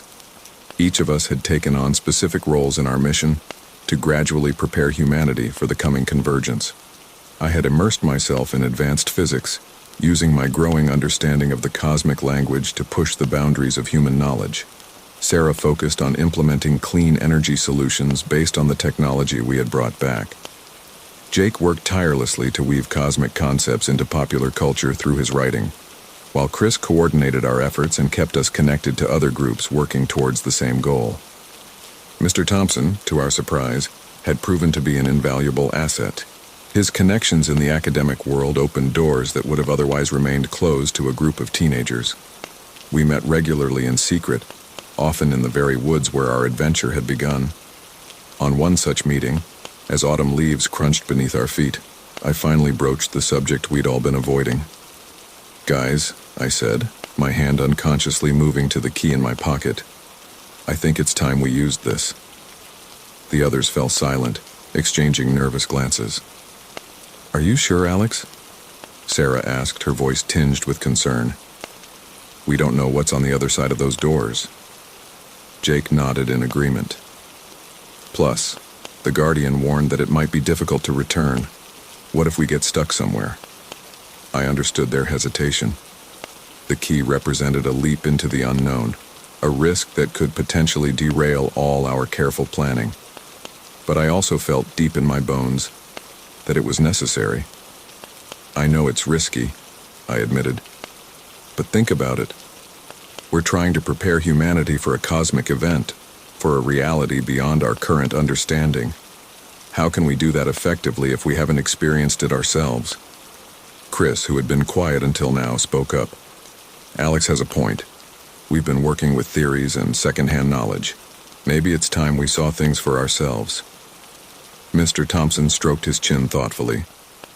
"It's a big decision. If you do this, you'll be venturing into uncharted territory. Are you all prepared for that?" We looked at each other, a mix of excitement and apprehension on our faces. Finally, Sarah squared her shoulders and nodded. "I'm in. Alex is right. We need to do this." One by one, the others agreed. With trembling hands, I pulled out the key. Its soft humming seemed to grow louder, as if it sensed its moment had come. "So," Jake asked, a nervous grin on his face, "how exactly do we use this thing? It's not like there's a keyhole out here in the middle of the forest." As if in response to his words, the key began to vibrate more intensely. I held it out in front of me, and to our amazement, a shimmering doorway appeared in the air. "Well," Chris said, his eyes wide, "I guess that answers that question." Taking a deep breath, I stepped toward the doorway. "Remember, whatever happens, we stick together." With a final glance at Mr. Thompson, who gave us an encouraging nod, we stepped through the portal. The sensation was indescribable, like being unmade and remade in an instant. When the world stopped spinning, we found ourselves in a place that defied comprehension. We stood on what appeared to be a floating platform in the midst of a swirling cosmos. Stars, galaxies, and nebulae surrounded us in every direction. The platform itself seemed to be made of a material that shifted and changed as we watched. "This is impossible," Sarah breathed, her scientific mind struggling to process what she was seeing. Before any of us could respond, a figure appeared before us. It was similar to the Guardian we had met before, but somehow more substantial. "Welcome," it said, its voice resonating not just in our minds, but seemingly through the very fabric of space around us. "You have taken a great step by coming here." Jake, always quick to find his voice, spoke up. Where exactly is here? The being's form rippled in what might have been amusement. You stand in what your limited language might call a nexus, a place between places, where the barriers between realities are thin. Why have we been brought here? I asked, feeling the weight of the key in my pocket. The being's expression grew solemn. Because the time has come for you to understand the true nature of your mission and the sacrifice it may require. A chill ran down my spine at those words. Sacrifice? What do you mean? The being waved its hand, and suddenly we were surrounded by holographic images, scenes from Earth's past, present, and possible futures. The convergence you prepare for is more than just a test, the being explained. It is a moment of transformation, a cosmic evolution. But such evolution comes at a price. We watched in horror as some of the images showed Earth devastated, humanity struggling to survive in a transformed world. This is what will happen if we fail? Chris asked, his voice barely a whisper. The being shook its head. No. This is what may happen, even if you succeed. The convergence will change your world, your species. Not all will survive the transformation. Sarah stepped forward, anger flashing in her eyes. Then what's the point? Why prepare if destruction is inevitable? Not destruction, the being corrected. Transformation. The form it takes depends on how prepared your species is, both technologically and spiritually. Your efforts will determine how many survive and what they evolve into. As we grappled with this revelation, the being continued. But there is more. The convergence requires a conduit. Individuals who can bridge the gap between what humanity is and what it must become. Understanding dawned on me, a cold certainty settling in my gut. You mean us? We're the conduits. The being nodded solemnly. You have been prepared for this role since before you were born. Your encounter in the forest was not chance, but the culmination of a long-laid plan. Wait just a minute, Jake interjected, anger coloring his voice. Are you saying our entire lives have been some kind of cosmic setup? That we never had a choice in any of this? The being's form flickered, and for a moment I thought I saw sadness in its ethereal features. You have always had choices, Jake. Even now you have a choice. But every choice has consequences. What exactly would being a conduit entail? Chris asked, ever practical even in the face of cosmic revelations. The being waved its hand again, and we saw images of ourselves, but changed. Our forms were overlaid with patterns of energy, our eyes glowing with an inner light. To be a conduit is to become a bridge between realities, the being explained. You would channel the energies of the convergence, guiding your species through the transformation. But in doing so, you would be transformed yourselves. You may lose your humanity in the process. Silence fell over our group as we absorbed this information. The magnitude of what was being asked of us was almost too much to comprehend. Sarah was the first to speak. And if we refuse, if we don't want to be these conduits, then others will be chosen, the being said simply. The convergence will come regardless, but without proper preparation, without suitable conduits, the chances of a successful transformation are slim. I looked at my friends, seeing the fear and uncertainty in their eyes. But I also saw determination, the same spirit that had brought us this far. We need time, I said to the being. Time to process this, to make our decision. The being nodded. Time flows differently here. Take what you need, but know that the longer you wait, the less time your world has to prepare. With that, the being vanished, leaving us alone on the cosmic platform. For what felt like hours, we debated, argued, and soul-searched. The weight of the choice before us was immense. Sacrifice our humanity to save our species, or refuse and potentially doom Earth to a catastrophic transformation. I can't believe this, Jake said, pacing back and forth. All our work, everything we've done, and it comes down to this, becoming some kind of cosmic antenna. Sarah sat with her head in her hands. There has to be another way. We can't just stop being human. Chris, who had been quiet for a long time, finally spoke up. But what if this is what being human really means? Evolving, changing, sacrificing for the greater good. I listened to their arguments, feeling torn. Part of me wanted to refuse, to go back to Earth and find another way. But deep down, I knew this was what we had been preparing for all along. Guys, I said softly, drawing their attention. I know this is terrifying. Believe me, I'm scared too. But think about everything we've learned, everything we've seen. We've been given an opportunity to help shape the future of our entire species. Can we really walk away from that? Sarah looked up, tears in her eyes, but a steely resolve in her voice. Alex is right. We've come too far to back out now.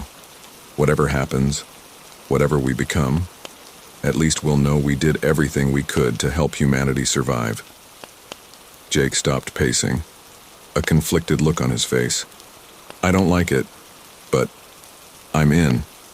Someone has to do this, and I'd rather it be us than someone who might not have humanity's best interests at heart. Chris nodded in agreement.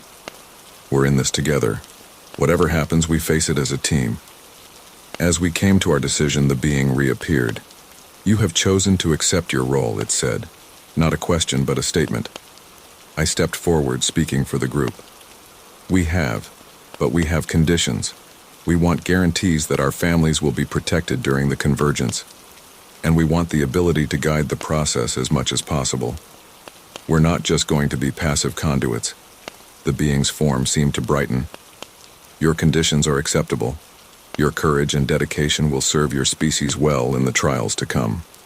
As the being spoke, I felt a change beginning within me. It was subtle at first, a warmth spreading through my body, a clarity of thought I had never experienced before. Looking at my friends, I could see they were undergoing similar transformations. The process has begun, the being said. When you return to your world, you will begin to manifest new abilities. Use them wisely and in secret for now. The time for revelation will come. With a wave of its hand, the cosmic doorway reappeared. Go now. Prepare your world. When the convergence comes, you will know what to do. As we stepped back through the portal, returning to the familiar forest, I knew that nothing would ever be the same. We had made our choice, accepted our role in this cosmic drama. The sacrifice of our humanity had begun, but with it came the power to potentially save our entire species. The weight of our decision was heavy, but as I looked at my friends, my fellow conduits, I felt a sense of purpose stronger than anything I had ever known. Whatever trials lay ahead, whatever transformations we would undergo, we would face them together. Our sacrifice was just the beginning. The real work, the preparation for humanity's greatest challenge, was about to begin. The forest fell silent as the last echoes of the battle faded away. I stood amidst the aftermath, my heart pounding, adrenaline still coursing through my veins. The attackers who had come for the secret lay unconscious or had fled into the woods. My friends huddled together, their eyes wide with a mixture of relief and something else I couldn't quite place. "Is everyone okay?" I asked, my voice hoarse from shouting during the fight. There was a moment of hesitation before my best friend Jake spoke up. "Yeah, we're fine, thanks to you." His voice trembled slightly, and he couldn't seem to meet my gaze. I took a step toward them, and they collectively flinched. Confusion washed over me. "Guys, what's wrong? It's over, we're safe now." Sarah, usually the bravest of our group, looked at me with a combination of awe and fear. "Alex, you should see yourself." Her words sent a chill down my spine. I turned slowly, catching sight of my reflection in a nearby puddle. What I saw made me stumble backward in shock. My once familiar features had begun to change. My skin shimmered with an otherworldly iridescence, and my eyes glowed with an inner light. Tendrils of energy seemed to dance across my skin, responding to my thoughts and emotions. "What's happening to me?" I whispered, more to myself than to the others. The Guardian's voice echoed in my mind, calm and reassuring. You have begun the transformation, Alex. This was always the plan. I spun around, searching for the ethereal figure of the Guardian. What do you mean, the plan? You never mentioned this. My friends exchanged worried glances, unable to hear the Guardian's voice. Alex, who are you talking to? Jake asked cautiously. I held up a hand, focusing on the Guardian's words in my mind. I have watched over this forest and its secrets for millennia, the Guardian explained. But my time is coming to an end. I needed a successor, someone worthy to carry on the mission. You proved yourself through your choices, your bravery, and your willingness to protect others at great cost to yourself. The weight of this revelation hit me like a physical blow. I sank to my knees, overwhelmed by the implications. Alex? Sarah approached cautiously, placing a hand on my shoulder. What's going on? I looked up at her, seeing my altered reflection in her eyes. The Guardian. It chose me. To become like it. To protect the forest and its secrets. A heavy silence fell over the group. The enormity of what was happening began to sink in. Jake was the first to break the silence. So, what does this mean? You're just going to stay here? Become some kind of forest spirit? I stood slowly, feeling a new strength flowing through me. I don't know. I don't think I have a choice anymore. Of course you have a choice, Sarah exclaimed. We can figure this out. Maybe there's a way to reverse it. The Guardian's voice returned, tinged with sadness. The transformation cannot be undone, Alex. But know that you will wield great power and knowledge. You will be able to protect not just this forest, but the entire world from the dangers this secret could unleash. I relayed this information to my friends, watching their faces fall as they realized the finality of the situation. But what about your life, your family, your future? Jake argued, his voice rising with emotion. I felt a deep ache in my chest at the thought of leaving everything behind. But alongside that pain was a growing sense of purpose, a connection to the forest that was becoming stronger by the minute. I can hear the thoughts of the trees, I said softly, marveling at the new sensations. I can feel the life force of every creature in this forest. It's incredible. My friends exchanged worried glances. Alex, you're scaring us, Sarah said gently. This isn't you.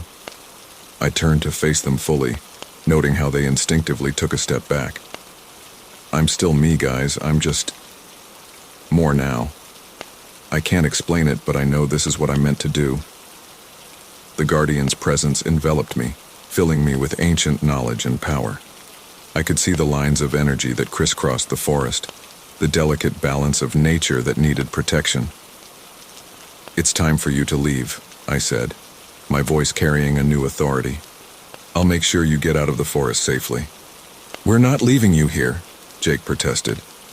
I smiled sadly. You have to. This is my purpose now. I need you to tell our families. Tell them I'm on a special mission, that I'm safe and I'm doing something important. Tears welled up in Sarah's eyes. Will we ever see you again? The question hung in the air, heavy with emotion. I wanted to say yes, to promise that this wasn't goodbye forever. But the truth was, I didn't know. I hope so, I replied honestly. But things will never be the same. You can't tell anyone about what really happened here. The secret has to stay safe. One by one, my friends nodded, accepting the reality of the situation even if they didn't like it. As we made our way through the forest, I marveled at my new awareness. I could sense every root beneath the soil, every bird in the trees. The forest was alive in ways I had never imagined. We reached the edge of the woods in what seemed like no time at all. The boundary between my new domain and the outside world was palpable to me now. This is where we part ways, I said, my voice catching slightly. There were tears and hugs, promises to keep the secret and to never forget. As I watched my friends walk away, their figures growing smaller in the distance, I felt a profound sense of loss mixed with growing excitement for what lay ahead. Once they were out of sight, I turned back to the forest. With each step I took, I could feel myself changing further, becoming more attuned to the rhythms of nature around me. The Guardian's presence enveloped me once more. You have taken the first steps on a long journey, Alex. There is much to learn, and much to protect. I nodded, feeling the weight of my new responsibility settling onto my shoulders.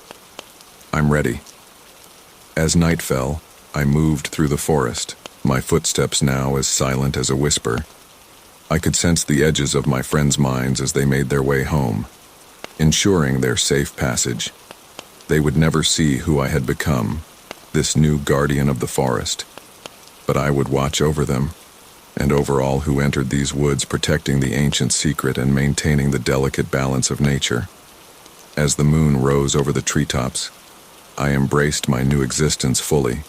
The forest was my home now, its secrets, my sacred charge. And though the path ahead was uncertain, I knew that I had found my true calling. The last traces of my old self faded away as I merged more fully with the forest. The transformation was complete. I was no longer just Alex, the scout on a camping trip. I was the guardian, the protector, the keeper of secrets, and so began my eternal vigil, watching over the forest with eyes that saw beyond the physical realm. My heavy footsteps now a comforting sound to those who understood the true nature of these woods.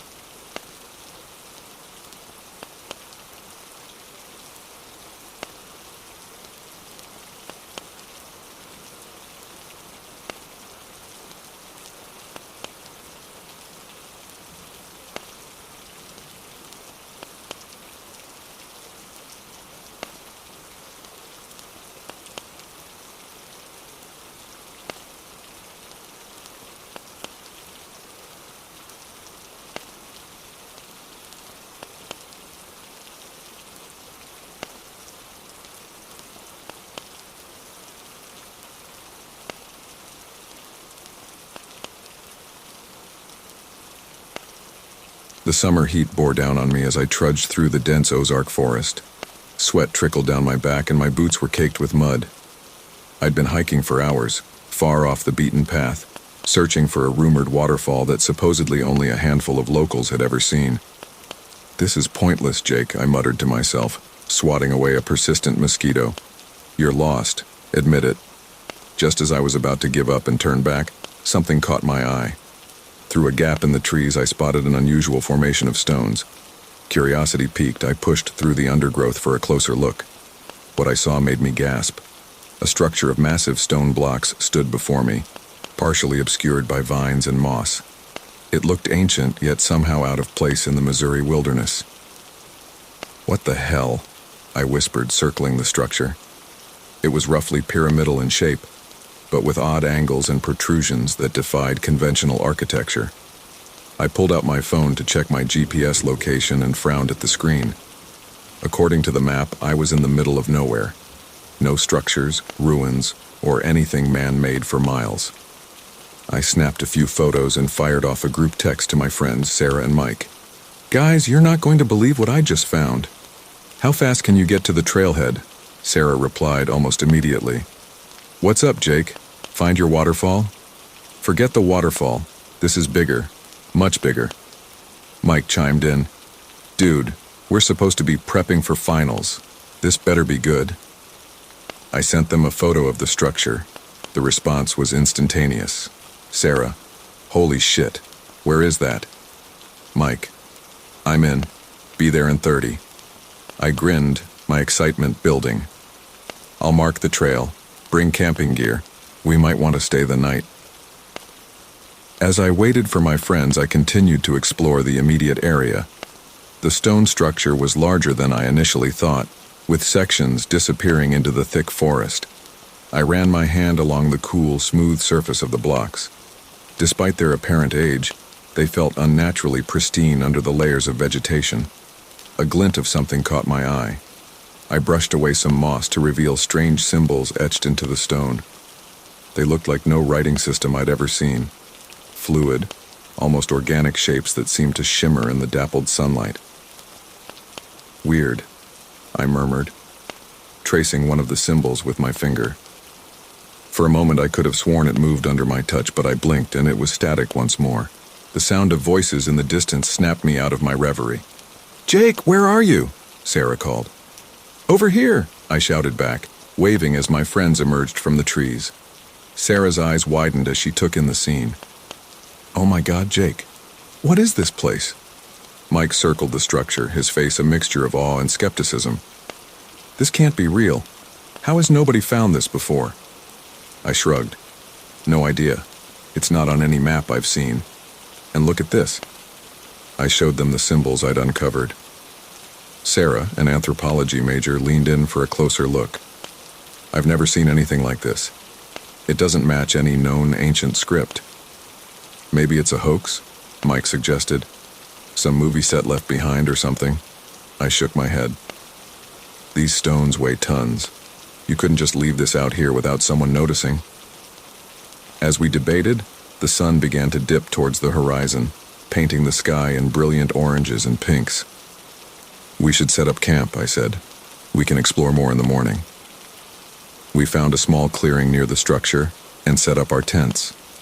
As night fell, we sat around a small campfire, the mysterious ruins looming in the darkness beyond. "So what do we do now?" Mike asked, poking at the fire with a stick. Sarah's eyes gleamed with excitement. "We document everything. Take photos, videos, measurements, then we contact the university archaeology department." "And if it turns out to be nothing?" I asked. She grinned. "Then we've had a great adventure. But Jake, I've got a feeling about this. We might have just stumbled onto something huge." As my friends continued to chat, I found my gaze drawn back to the ruins. In the flickering firelight, the shadows seemed to dance across the stone surface, making the strange symbols appear to writhe and shift. A chill ran down my spine, and I pulled my jacket tighter around me. "Guys," I said, interrupting their conversation, "does anyone else feel like we're being watched?" Mike laughed nervously. "Come on, man. Don't go all Blair Witch on us now." But Sarah's expression was serious. "I know what you mean. There's something off about this place. It's too quiet." She was right. I realized I couldn't hear any of the usual forest nighttime sounds. No crickets, no owls, nothing but the crackling of our fire. "Maybe we should take turns keeping watch tonight," I suggested. Mike rolled his eyes but agreed. "Fine, but I get first sleep. Wake me for the middle shift." As my friends retreated to their tents, I took the first watch, sitting with my back to the fire, facing the ruins. The longer I stared, the more I could have sworn the structure was changing. Subtle shifts in its outline, blocks that seemed to be in different positions than I remembered. I rubbed my eyes. "Get it together, Jake. It's just shadows and tired eyes playing tricks on you." But when I looked again, I froze. One of the symbols I'd uncovered earlier was now clearly visible, even from this distance. It glowed with a faint, pulsing light. I stood up, heart pounding. "Sarah, Mike, you've got to see this." As my friends scrambled out of their tents, the glow intensified. The symbol began to rotate slowly, like a combination lock falling into place. "What's happening?" Sarah gasped. Mike grabbed his phone. "I'm calling for help. We need to get out of here." But as he raised the phone to his ear, it emitted a high-pitched squeal. We all cried out, covering our ears. In that moment of distraction, a blinding flash erupted from the ruins. When my vision cleared, I gaped in astonishment. The entire structure had changed position, rotated about 45 degrees from where it had been. Did you guys see that?" I stammered. Sarah nodded, her face pale. "It moved. The whole thing just moved." Mike was still staring at his now dead phone. "Guys, I think we might be in over our heads here." As the implications of what we'd just witnessed sank in, a new sound broke the unnatural silence of the forest. a low, thrumming vibration that we felt more than heard, emanating from the depths of the ruins. I swallowed hard, equal parts terrified and exhilarated. "I think," I said slowly, "that this is just the beginning." Sarah gripped my arm, her eyes wide. "Jake, what have we stumbled into?" I shook my head, gaze fixed on the gently pulsing symbol etched into the ancient stone. "I don't know, but I have a feeling we're about to find out." As we stood there, the three of us huddled together in the face of the unknown, one thing was abundantly clear. Our lives would never be the same again. The ruins we'd discovered weren't just absent from any map. They were about to redraw the map of our entire understanding of the world. The early morning mist clung to the forest floor as we made our way back to the ruins. It had been a week since our initial discovery, and we'd spent every moment since then preparing for a proper expedition. Our backpacks were laden with cameras, measuring tools, and enough supplies to last us several days. "I still can't believe we're doing this," Mike grumbled, adjusting the straps of his pack. "We should have told someone." Sarah shot him a look. "And risk having this taken away from us? No way. We need to document everything first." I nodded in agreement. "Besides, who would believe us without proof? Remember what happened when we tried to show my brother the photos?" We all grimaced at the memory. The crystal-clear images I'd taken of the ruins had somehow transformed into blurry shots of trees and empty clearings. It was as if the structure was actively hiding from being documented. As we approached the site, I felt a mixture of excitement and apprehension. "There it is," I said, pointing through a gap in the trees. The ruins stood just as we'd left them, an impossible amalgamation of ancient stonework and otherworldly design. In the morning light, the structure seemed to shimmer slightly, like a mirage in the desert. "Okay, let's get to work," Sarah said, pulling out her camera.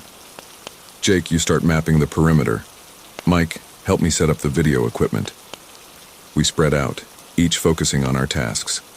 I unfolded a large sheet of graph paper and began to pace the circumference of the ruins, jotting down measurements and rough sketches. "Hey guys," I called out after about an hour. "Is it just me or does this not add up?" Sarah jogged over, looking concerned. "What do you mean?" I showed her my notes. "I've gone around this thing 3 times now. Each time I get different measurements. It's like the shape is changing." Mike joined us, frowning. "That's impossible. Maybe your measurements are off." "I don't think so," I replied. "And look at this." I pointed to a section of the ruins. "I swear that part wasn't protruding like that before." Sarah's eyes widened. "The video? We should check the footage." We huddled around the camera's small screen, rewinding the recording. What we saw made us all gasp. The ruins were indeed changing, subtly shifting and morphing when they weren't in direct view of the camera. "This is insane," Mike whispered. "What are we dealing with here?" Sarah's face was a mixture of fear and excitement. "I don't know, but we need to keep documenting everything.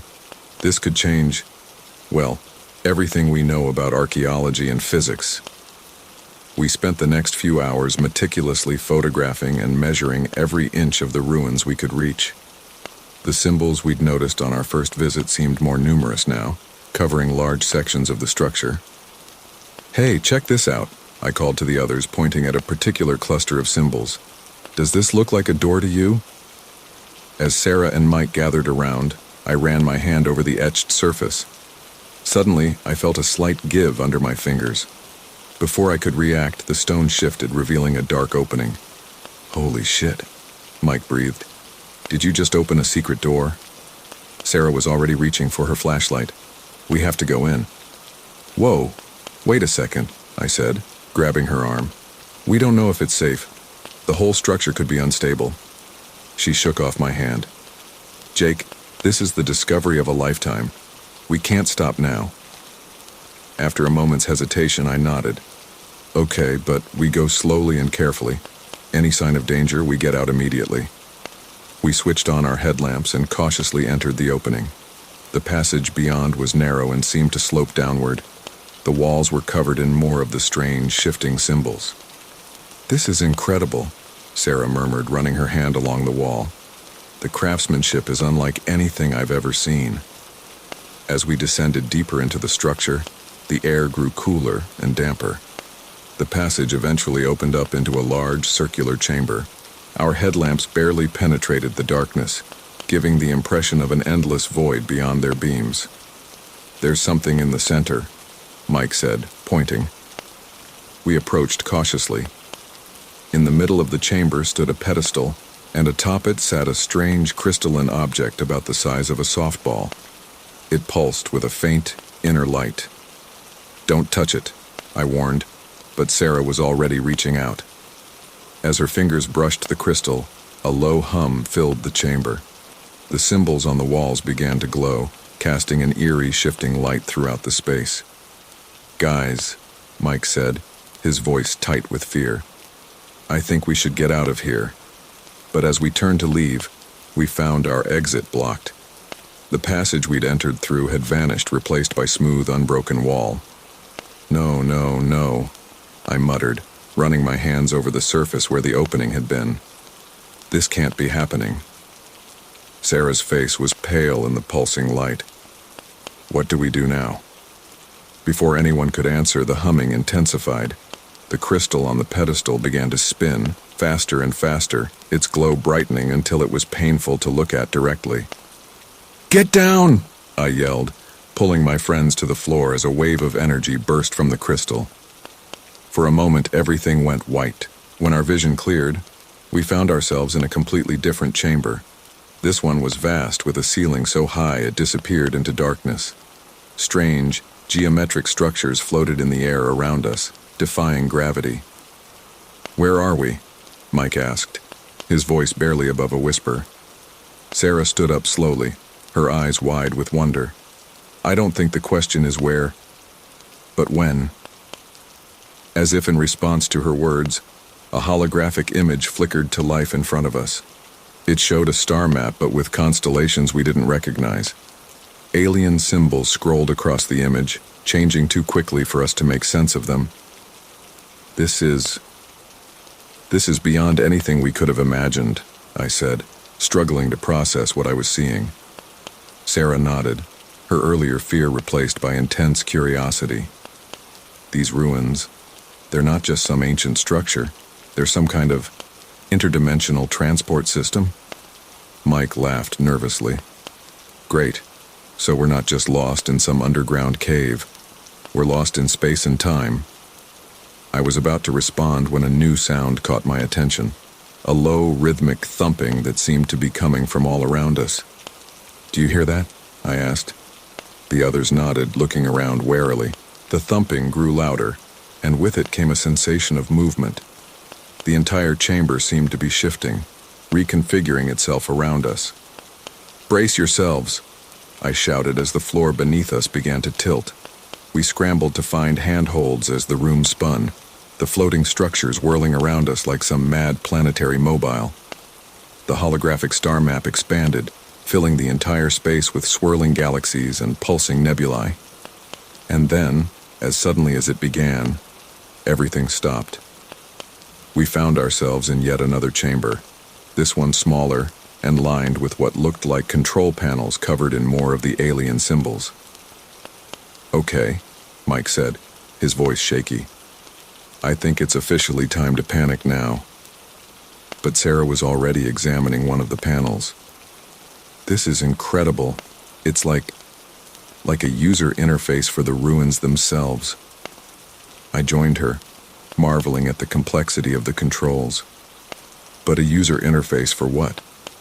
What is this place really for? As if in answer to my question, a new hologram appeared. This one showed Earth, but not as we knew it. Continents were in different positions, and strange structures, similar to the ruins we'd found, dotted the surface. "My God," Sarah breathed. "This isn't just one set of ruins. They're all over the planet."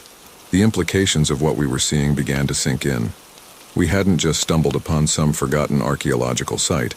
We had unwittingly activated a piece of ancient alien technology, one that was clearly far beyond our understanding. We need to find a way out of here, I said, trying to keep my voice calm. We're in way over our heads. Mike nodded vigorously. Agreed. Let's just, I don't know, click our heels 3 times and say there's no place like home. But Sarah was shaking her head. We can't leave now, don't you see?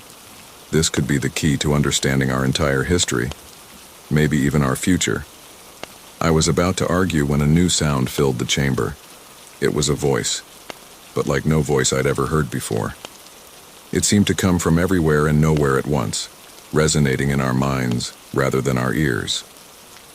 Welcome, explorers, it said in a language that was somehow both alien and perfectly understandable. You have activated the Nexus. Prepare for initialization. As the voice faded, the room began to pulse with energy. Symbols on the walls and control panels lit up in complex, cascading patterns. What's happening? Mike shouted over the growing noise. I grabbed both of my friend's hands. I don't know, but whatever it is, we're in this together. As the energy in the room reached a crescendo, I had a sudden, chilling realization. Our discovery of these ruins wasn't an accident. Somehow, we had been chosen, and whatever was coming next would change not just our lives, but potentially the fate of our entire world. The last thing I saw before the blinding light engulfed us was Sarah's face, a mix of terror and exhilaration that I'm sure mirrored my own. Whatever lay ahead, one thing was certain. Our expedition had only just begun. The blinding light faded, leaving us in near total darkness. The only illumination came from the faint glow of symbols etched into the walls around us. We were no longer in the control room, but in what appeared to be a vast, cavernous space. Is everyone okay? I called out, my voice echoing in the darkness. I'm here, Sarah replied, her voice shaky but determined. Still alive, I think, Mike groaned, though I'm not sure that's a good thing at this point. I fumbled for my backpack, relieved to find that our equipment had made the journey with us. I pulled out a flashlight and clicked it on, sweeping the beam around us. What I saw made my jaw drop. We were standing at the entrance of an enormous underground maze. Towering walls of the same strange symbol-covered stone stretched out in every direction, forming countless twisting passages. Holy crap, Mike whispered. It's like something out of a sci-fi movie. Sarah was already examining the nearest wall, her fingers tracing the glowing symbols. These markings, they're similar to what we saw before, but more complex. It's like they're telling a story. I joined her, focusing my light on a particular sequence of symbols. As I stared at them, I felt a strange tingling sensation in my head. Guys, is it just me, or do these symbols seem to make sense somehow? Mike looked at me like I'd grown a second head. What are you talking about? They're complete gibberish. But Sarah nodded slowly. No, I feel it too. It's like they're speaking to me on some subconscious level. I reached out and touched one of the glowing symbols. The moment my fingers made contact, a surge of energy coursed through my body. I gasped, stumbling backward. Jake, Sarah cried, catching me before I fell. What happened? I blinked, my mind reeling. I saw something. A vision, I think. This place, this labyrinth, it's some kind of test. Mike looked skeptical. A test for what? I shook my head, trying to make sense of the fragments of information flooding my mind. I'm not sure, but I think we're supposed to navigate it somehow, find our way to the center. Sarah's eyes lit up with excitement. Of course, many ancient cultures used labyrinths as spiritual tools, symbols of the journey to enlightenment.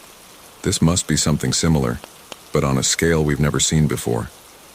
Mike threw up his hands in exasperation. Great. So we're lab rats in some alien maze. Any idea which way we're supposed to go? I looked around, noticing that some of the symbols seemed to glow brighter than others. I think these markings are guiding us. We just need to figure out how to read them. We set off down one of the passages, following the brighter symbols.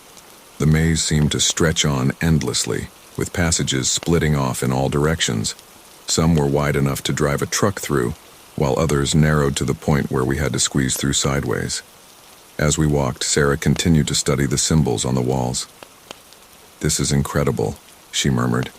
"It's like each section is telling a different part of a larger story. I'm seeing references to cosmic events, the birth of stars, the evolution of life."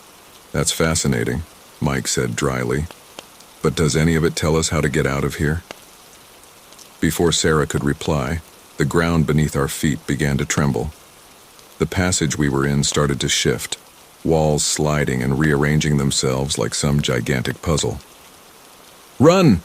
I shouted, grabbing my friend's hands and pulling them forward. We sprinted down the corridor as it twisted and changed behind us. Just as it seemed we'd be crushed by the moving stone, we burst into a large circular chamber. The entrance sealed shut behind us, leaving us trapped. "What the hell was that?" Mike panted, bent over with his hands on his knees. I swept my flashlight around the room. It was empty except for a pedestal in the center, on top of which sat a small, glowing orb. Sarah approached it cautiously. "It looks like some kind of control mechanism." "Be careful," I warned. "Remember what happened last time we touched something like that?" She nodded, then slowly reached out and placed her hand on the orb.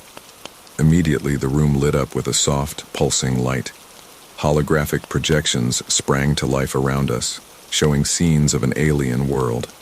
We watched in awe as the images played out before us. Strange, ethereal beings moved through crystal cities that seemed to defy physics. They manipulated energy and matter with ease, creating and destroying on a cosmic scale. "Are we seeing the creators of this place?" I wondered aloud. Sarah nodded, her eyes wide with wonder. "I think so, and look, they're showing us something about Earth." The hologram shifted, showing our planet as it might have looked millions of years ago. We saw the alien beings visiting, leaving structures like the ruins we'd found scattered across the globe. "They were preparing us," Sarah said softly, "setting up some kind of test or trial for humanity." Mike shook his head in disbelief. "But why? What do they want from us?" Before anyone could answer, the holograms vanished, and the room began to shift again. New passages opened up around us, each glowing with a different color. "I think we're supposed to choose," I said, looking at the options before us. Sarah pointed to a passage glowing with a soft blue light. "This one. The symbols above it relate to knowledge and discovery." We entered the blue passage, which led us into a series of rooms filled with more holograms. Each one presented us with a puzzle or challenge related to science, mathematics, or cosmic phenomena. Working together, we managed to solve most of them, though some left us baffled. With each solution, we felt the labyrinth shifting around us, guiding us deeper into its depths. Hours passed as we navigated through the maze. We faced physical challenges that tested our endurance, mental puzzles that strained our problem-solving skills, and moral dilemmas that forced us to question our beliefs. "Guys," Mike said after we emerged from a particularly harrowing section, "I hate to be the bearer of bad news, but we're running low on supplies. We need to find a way out soon." I nodded grimly. He's right. We can't keep this up forever. Sarah, however, seemed energized by our progress. "We're close. I can feel it. The symbols are becoming more concentrated, more urgent somehow." As if to confirm her words, the passage ahead of us suddenly lit up with intense pulsing light. The symbols on the walls began to move, flowing like liquid towards a point in the distance. "This is it," I said, feeling a mix of excitement and apprehension. "Whatever's at the center of this labyrinth, we're about to find it." We quickened our pace, following the stream of glowing symbols. The passage widened, opening into a vast chamber that took our breath away. At the center stood a massive crystal structure pulsing with energy. Surrounding it were pedestals arranged in a circle, each bearing a symbol we'd seen throughout our journey. "It's beautiful," Sarah whispered, her voice filled with awe. Mike, however, was more cautious. "Yeah, but what does it do? And more importantly, how do we use it to get home?" I approached the crystal, feeling drawn to it in a way I couldn't explain. As I got closer, I could see swirling patterns within its depths, like galaxies in miniature. I think this is the heart of the entire complex, I said. Maybe even connected to all the other ruins on Earth somehow. Sarah joined me, her eyes reflecting the crystal's glow. It's a nexus point, a place where different realities converge. That's great and all, Mike said, but how does that help us? Before I could respond, the crystal pulsed brightly, and a voice echoed through the chamber, the same alien voice we'd heard before. You have reached the crucible, it said. Here your species will be judged. The choices you make will determine the fate of your world. The pedestals around us lit up, each displaying a different scenario, global problems, scientific advancements, moral quandaries. I think we're supposed to solve these, Sarah said, examining the nearest pedestal. But be careful. I have a feeling our decisions here will have real consequences. As we spread out to examine the pedestals, I felt a weight settle on my shoulders. We'd entered this labyrinth as amateur archaeologists looking for adventure. Now somehow we'd become representatives of humanity, making choices that could shape our species' future. Guys, I said, my voice tight with the gravity of our situation. Whatever happens next, we're in this together. Let's make humanity proud. Sarah nodded solemnly while Mike gave a nervous but determined smile. As we turned to face the challenges before us, I couldn't shake the feeling that our real trial was only just beginning. The labyrinth had tested our bodies and minds. Now it would test our very humanity. The crystal pulsed with an otherworldly energy, its facets reflecting our awestruck faces. We stood before it, exhausted from our journey through the labyrinth, yet filled with a mixture of trepidation and excitement. So what now? Mike asked, his voice barely above a whisper. Do we just touch it? Sarah shook her head, her eyes never leaving the crystal. We need to be careful. This isn't just some artifact, it's the heart of something far beyond our understanding. I nodded in agreement but felt an inexplicable pull towards the crystal. You're right, but I think this is why we're here. Whatever happens next, it's what we've been led to. Taking a deep breath, I stepped forward. Sarah grabbed my arm, her eyes wide with concern. Jake, wait. We don't know what it might do to you. I gave her a reassuring smile. Someone has to take the first step. Besides, I'm the one who found the ruins in the first place. It feels right that it should be me. Mike let out a nervous laugh. Just try not to get vaporized or turned into an alien, okay? I don't want to have to explain that to your parents. With one last look at my friends, I turned back to the crystal. Its pulsing had intensified as if responding to my proximity. Slowly, I reached out my hand. Here goes nothing, I muttered. The moment my fingers made contact with the crystal's surface, the world exploded into light. Energy surged through my body, and I felt as if I was being unmade and remade all at once. Visions flooded my mind, alien worlds, vast cosmic events, the birth and death of universes. I heard Sarah and Mike calling my name, but their voices seemed to come from impossibly far away. I was everywhere and nowhere, experiencing millennia in the blink of an eye. Then, as suddenly as it began, it was over.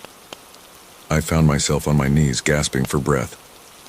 Sarah and Mike were at my side, their faces etched with worry. Jake, are you okay? Sarah asked, helping me to my feet. I nodded, still trying to process what had just happened. I'm fine. But guys, what I saw, it was incredible. Mike looked skeptical.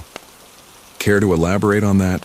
Because from our perspective, you just touched that thing and collapsed. I tried to explain, but the words felt inadequate. It was like I could see the entire history of the universe. And not just our universe, but countless others. The beings who built this place, they're so far beyond us. They exist across multiple dimensions, multiple realities.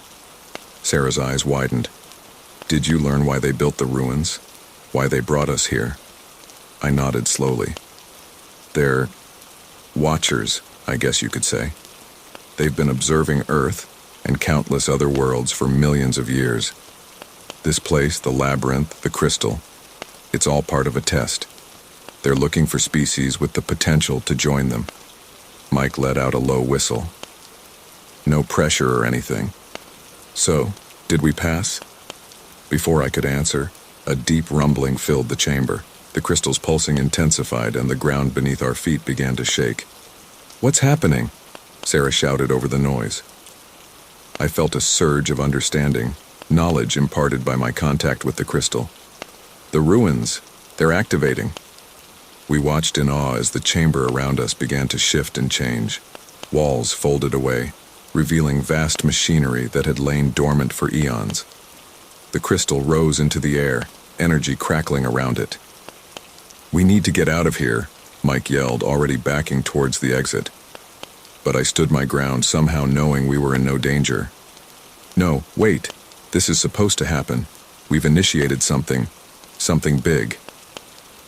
As if in response to my words, a beam of energy shot from the crystal, enveloping us.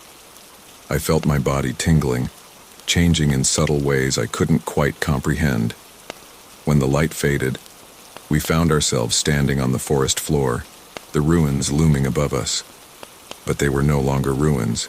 The structure had fully reformed, a gleaming obelisk that seemed to defy the laws of physics. "Oh my God," Sarah breathed. "Jake, what did you do?" I looked down at my hands, flexing my fingers. I felt different, stronger, more aware. I'm not entirely sure, but I think we've been changed. Mike was staring at his own hands in disbelief. "Guys, is it just me, or can you suddenly see in the dark and hear everything?" He was right. My senses had been heightened to an impossible degree. I could hear the heartbeats of small animals in the underbrush, see the individual veins in the leaves on distant trees. Sarah was the first to notice the other changes. "The ruins, they're floating." Sure enough, the massive structure was now hovering several feet above the ground, pulsing with the same energy as the crystal at its heart. I approached it, feeling a connection I couldn't explain. As I reached out my hand, the surface of the obelisk rippled like water. "I can control it," I said, my voice filled with wonder. "Somehow I can manipulate the structure with my thoughts." Sarah joined me, her scientific curiosity overcoming her initial shock. "This is incredible. The implications for physics alone. Jake, do you realize what this means?" Mike, however, was more focused on our immediate situation. "It means we're going to have a hell of a time explaining this to anyone. How long before the government shows up with a bunch of men in black?" As if on cue, we heard the distant sound of helicopter rotors. "Looks like we're about to find out," I said grimly. Within minutes, the clearing was swarming with military personnel and men in suits who were clearly from some clandestine government agency. We were quickly surrounded, weapons trained on us and the floating obelisk. A stern-looking man in a dark suit approached us, his hand resting on his holstered weapon. "I'm Agent Collins, National Security Agency. You three need to come with us immediately." I stepped forward, instinctively placing myself between the agent and my friends. "We're not going anywhere until you explain what's going on." Collins's eyes narrowed. "What's going on is that you've activated an object of extreme national security importance. You'll be debriefed at a secure location." Sarah spoke up, her voice surprisingly calm. "Agent Collins, I don't think you understand the situation. This structure, what it represents, it's beyond any one nation's jurisdiction. This is about the future of our entire species." The agent's hand tightened on his weapon. "Ma'am, I'm not going to ask again. Come with us now, or we'll be forced to take you into custody." I felt a surge of something. Power, understanding, I wasn't sure, coursing through me. Without fully understanding how, I reached out with my mind and touched the obelisk. In an instant, a shimmering field of energy enveloped us, pushing back the soldiers and agents. "What the hell?" Collins shouted, stumbling backward. Mike looked at me in shock. "Jake, how did you do that?" I shook my head, as surprised as he was. "I'm not sure. It's like the obelisk is an extension of me now." The soldiers regrouped, weapons raised. But before they could act, the sky above us lit up with an impossible display. The air itself seemed to tear open, revealing glimpses of other worlds, other realities. A voice boomed from everywhere and nowhere, the same alien presence we'd encountered in the labyrinth.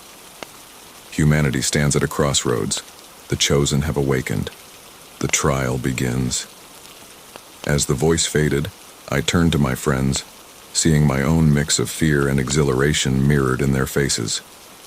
"Guys," I said, my voice steady despite the chaos around us. "I think this is just the beginning. Whatever's coming next, it's going to change everything." Sarah nodded, her eyes shining with determination. "We need to understand what's happening to us, what we're becoming." Mike let out a shaky laugh. "And here I was worried about finals week. So what's the plan, O chosen one?" I looked from the bewildered government agents to the pulsing obelisk, then up at the Terran reality still shimmering above us. "First, we need to get out of here. Then we find out just what it means to be chosen, and what exactly we've been chosen for." As we stood there, surrounded by the impossible, and on the brink of an adventure beyond our wildest imaginations, one thing was clear. Our lives, and potentially the fate of all humanity, had been irrevocably changed. The ruins we discovered weren't just absent from any map. They were about to redraw the map of human existence itself. The wind whipped through my hair as we sped down the empty highway, the floating obelisk somehow keeping pace above us. We'd borrowed a car from the government compound in the chaos of our escape, and had been driving for hours, trying to put as much distance as possible between us and the forces that were undoubtedly in pursuit.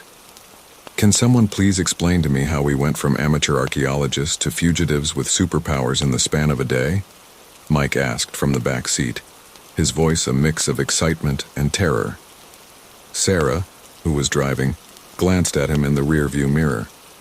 "I'm not sure superpowers is the right term, Mike. We've been altered on a fundamental level by alien technology we barely understand." I nodded, my eyes fixed on the obelisk floating serenely above us.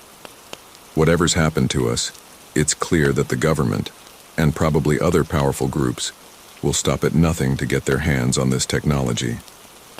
As if to punctuate my words, the radio crackled to life with an emergency broadcast. "Authorities are searching for 3 individuals in connection with a terrorist attack on a classified research facility. The suspects are considered extremely dangerous and may have access to unknown weaponry. If spotted, do not approach." Sarah switched off the radio with a grim expression. "Terrorist attack? They're really pulling out all the stops to demonize us." "Great," Mike groaned. "So now we're not just fugitives, we're public enemies. Any bright ideas on where we go from here?" I closed my eyes, reaching out with my mind to the obelisk. Ever since our transformation, I'd felt a constant connection to it, like a low hum in the back of my consciousness. I think it wants us to go west. There's something out there, another site like the one we found." Sarah nodded, already adjusting our course. "Makes sense. If there are more of these structures scattered around the world, we need to find them before anyone else does." As we drove, I experimented with my newfound abilities. I discovered I could manipulate small objects with my thoughts, and my senses were heightened to an almost painful degree. Sarah and Mike reported similar changes, each manifesting in slightly different ways. "It's like the obelisk upgraded us," Mike mused, levitating a coin between his fingers. "But for what purpose?" Before I could respond, a series of black SUVs appeared on the horizon behind us, closing fast. "Looks like our friends from the government have caught up," Sarah said, her knuckles white on the steering wheel. I focused on the obelisk, willing it to help us. To my amazement, it responded, descending closer to our car and emanating a shimmering energy field that enveloped us. "Holy shit," Mike whispered as bullets from our pursuers bounced harmlessly off the field. "I don't think I can keep this up indefinitely," I grunted, the strain of maintaining the connection evident in my voice. We need to lose them. Sarah nodded, her face set with determination. Hold on tight. She veered off the highway onto a dirt road, the car bouncing violently as we sped through the wilderness. The obelisk followed, adjusting its position to continue shielding us. After what felt like hours of heart-pounding pursuit, we finally lost our tail in a dense forest. Sarah pulled the car to a stop in a small clearing, and we all let out a collective sigh of relief. That was too close, I said, slumping back in my seat. Mike let out a nervous laugh. Yeah, but you have to admit, it was kind of exhilarating. We're like superheroes on the run. Sarah shot him a stern look. This isn't a game, Mike. We're in serious danger, and we have no idea what we're truly dealing with. As night fell, we made camp in the clearing, the obelisk hovering protectively overhead. Around a small fire, we discussed our next move. We need to understand more about what's happening to us, Sarah said, her scientific mind already racing with possibilities. These changes to our bodies, our connection to the obelisk, it's all unprecedented. I nodded in agreement. And we need to figure out why we were chosen. What do these alien beings want from us? Mike, who had been unusually quiet, suddenly spoke up. Guys, I hate to be the bearer of bad news, but have you considered that maybe we're not the good guys in this situation? Sarah and I looked at him in surprise. What do you mean? I asked. He sighed, running a hand through his hair. Think about it. We've essentially stolen highly advanced alien technology.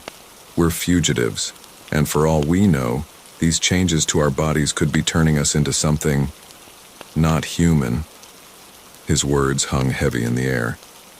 It was a fear I'd been trying to suppress, but hearing it voiced aloud made it impossible to ignore.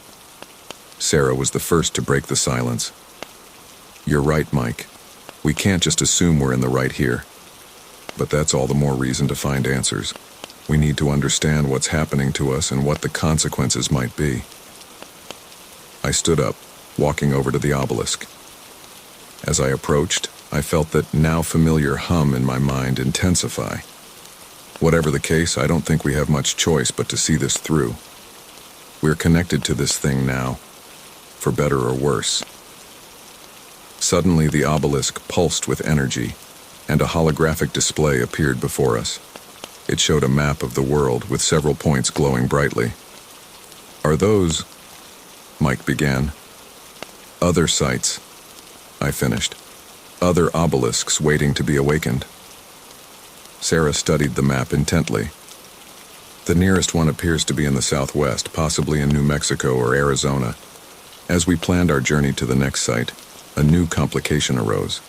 Mike, who had been scanning through radio frequencies with his enhanced hearing, suddenly stiffened. Guys, we've got a problem. It's not just the government after us anymore. I'm picking up chatter from, well, it sounds like a private military organization. They know about the obelisk, and they're closing in on our position. The gravity of our situation hit me anew. We weren't just dealing with one adversary, but potentially multiple factions all vying for control of this alien technology. We need to move, I said, already dousing the fire. If we stay in one place too long, we're sitting ducks. As we hastily packed up our meager supplies, Sarah voiced the question we were all thinking. How are we supposed to outrun everyone? We can't keep this up forever. I looked up at the obelisk, an idea forming. Maybe we don't have to. If I can control the obelisk with my mind, maybe I can, I don't know, make it transport us? Mike looked skeptical. That's a big if, Jake. And even if you could, do we really want to risk teleporting ourselves with alien tech we barely understand? But Sarah's eyes lit up with possibility. It's risky, but it might be our only option. If we can use the obelisk to travel directly to the other sites, we'd have a huge advantage over our pursuers. The sound of approaching helicopters made the decision for us. I stepped closer to the obelisk, reaching out with my mind. Okay. Everyone hold on to me. I'm going to try to connect us to the nearest site. As Sarah and Mike gripped my arms, I focused all my concentration on the obelisk. I pictured the glowing point on the holographic map, willing us to be there. For a terrifying moment, nothing happened. Then, just as the first searchlights began to sweep the clearing, the world around us dissolved into brilliant light. When my vision cleared, we were standing in a vast desert, red rocks stretching to the horizon. In the distance, I could make out the familiar shape of another obelisk, half buried in the sand. It worked, I breathed, hardly believing it myself. Mike let out a whoop of joy, while Sarah immediately began scanning our surroundings, her enhanced vision picking up details invisible to normal humans. "We did it," she said, a hint of awe in her voice. "But guys, look at the obelisk." I turned to see our obelisk, the one that had been with us since the Ozarks, slowly descending to the ground. As it touched the sand, its glow faded and it became as inert as the half-buried one in the distance. "It's recharging," Mike guessed. I shook my head, a sense of understanding flooding through me. "No, it's done its job. It brought us here, to the next step in whatever trial we're part of." Sarah nodded slowly. "So now we wake the next one." As we stood there, in an alien landscape with an inactive obelisk behind us and a new challenge ahead, the full weight of our situation settled upon us. We were changed, hunted, and embarking on a journey with stakes higher than we could have ever imagined. "Well," Mike said, a nervous grin on his face, "at least things can't get any weirder, right?" Sarah and I exchanged a look, knowing that in all likelihood our adventure was only just beginning. Whatever lay ahead, whatever challenges we would face, one thing was certain: the world as we knew it would never be the same again. The desert sun beat down mercilessly as we approached the half-buried obelisk. Despite the heat, a chill ran down my spine.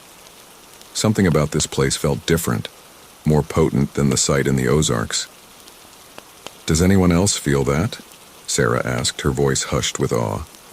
Mike nodded, his usual joviality subdued. "Yeah, it's like the air is charged with electricity." As we drew closer, the sand beneath our feet began to shift and swirl. I reached out with my mind, attempting to connect with the obelisk as I had done before. Suddenly, a blinding light erupted from the structure, forcing us to shield our eyes. When the light faded, a figure stood before us. It was tall, easily 7 feet, with a form that seemed to shimmer and shift, as if it couldn't quite decide on a solid shape. Its voice, when it spoke, resonated not in our ears but directly in our minds. "Greetings, initiates. I am the guardian of this nexus. You have done well to come this far." We stood in stunned silence for a moment before Sarah found her voice. What are you?" The guardian's form rippled, taking on a more humanoid appearance. "I am a construct, a keeper of knowledge left behind by those you might call the architects." "The architects?" I asked, feeling a surge of excitement. "The ones who built the obelisks?" The guardian nodded, or at least made a motion that seemed like a nod. "Correct. The architects are an ancient race, far beyond your current understanding. They have watched over countless worlds, guiding the evolution of sentient species across the cosmos." Mike, who had been uncharacteristically quiet, finally spoke up. "So what? Earth is just some alien science experiment?"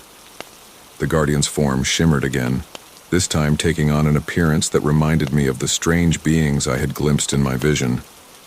"Not an experiment, young one. A nursery, a crucible. Earth, like many worlds, was seeded with the potential for greatness. The obelisks are tools to help worthy species take their next evolutionary step." Sarah's scientific curiosity was clearly piqued. "These changes we've undergone, the abilities we've developed, is this the next step you're talking about?" "In part," the guardian replied, "but it is merely the beginning. The true test lies ahead." I felt a sense of foreboding at those words. What test? What exactly are we being prepared for? The guardian's form expanded, encompassing us in a sphere of shimmering energy. Suddenly, we were no longer in the desert, but floating in what seemed to be outer space. Planets, stars, and galaxies swirled around us. "Behold," The Guardian's voice echoed through the void. The true nature of reality.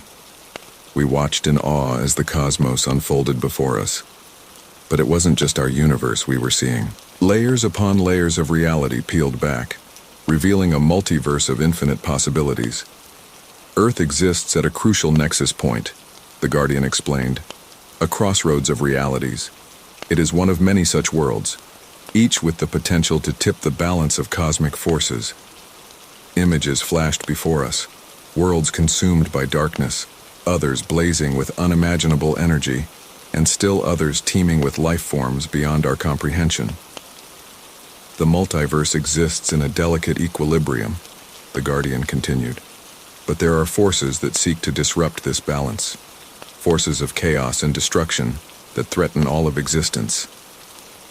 Mike's voice was barely a whisper. And let me guess, we're supposed to stop them? The Guardian's form coalesced once more as the cosmic vision faded, returning us to the desert. You have been chosen as potential guardians. Earth stands on the brink of a great awakening, but it also faces grave peril. The abilities you have gained are tools to help you face what is to come. Sarah shook her head, clearly struggling to process all of this information. But why us? We're nobody special. You underestimate yourselves, the Guardian replied. Your actions, your choices in the labyrinth, revealed qualities that make you suitable candidates. But you are not the only ones.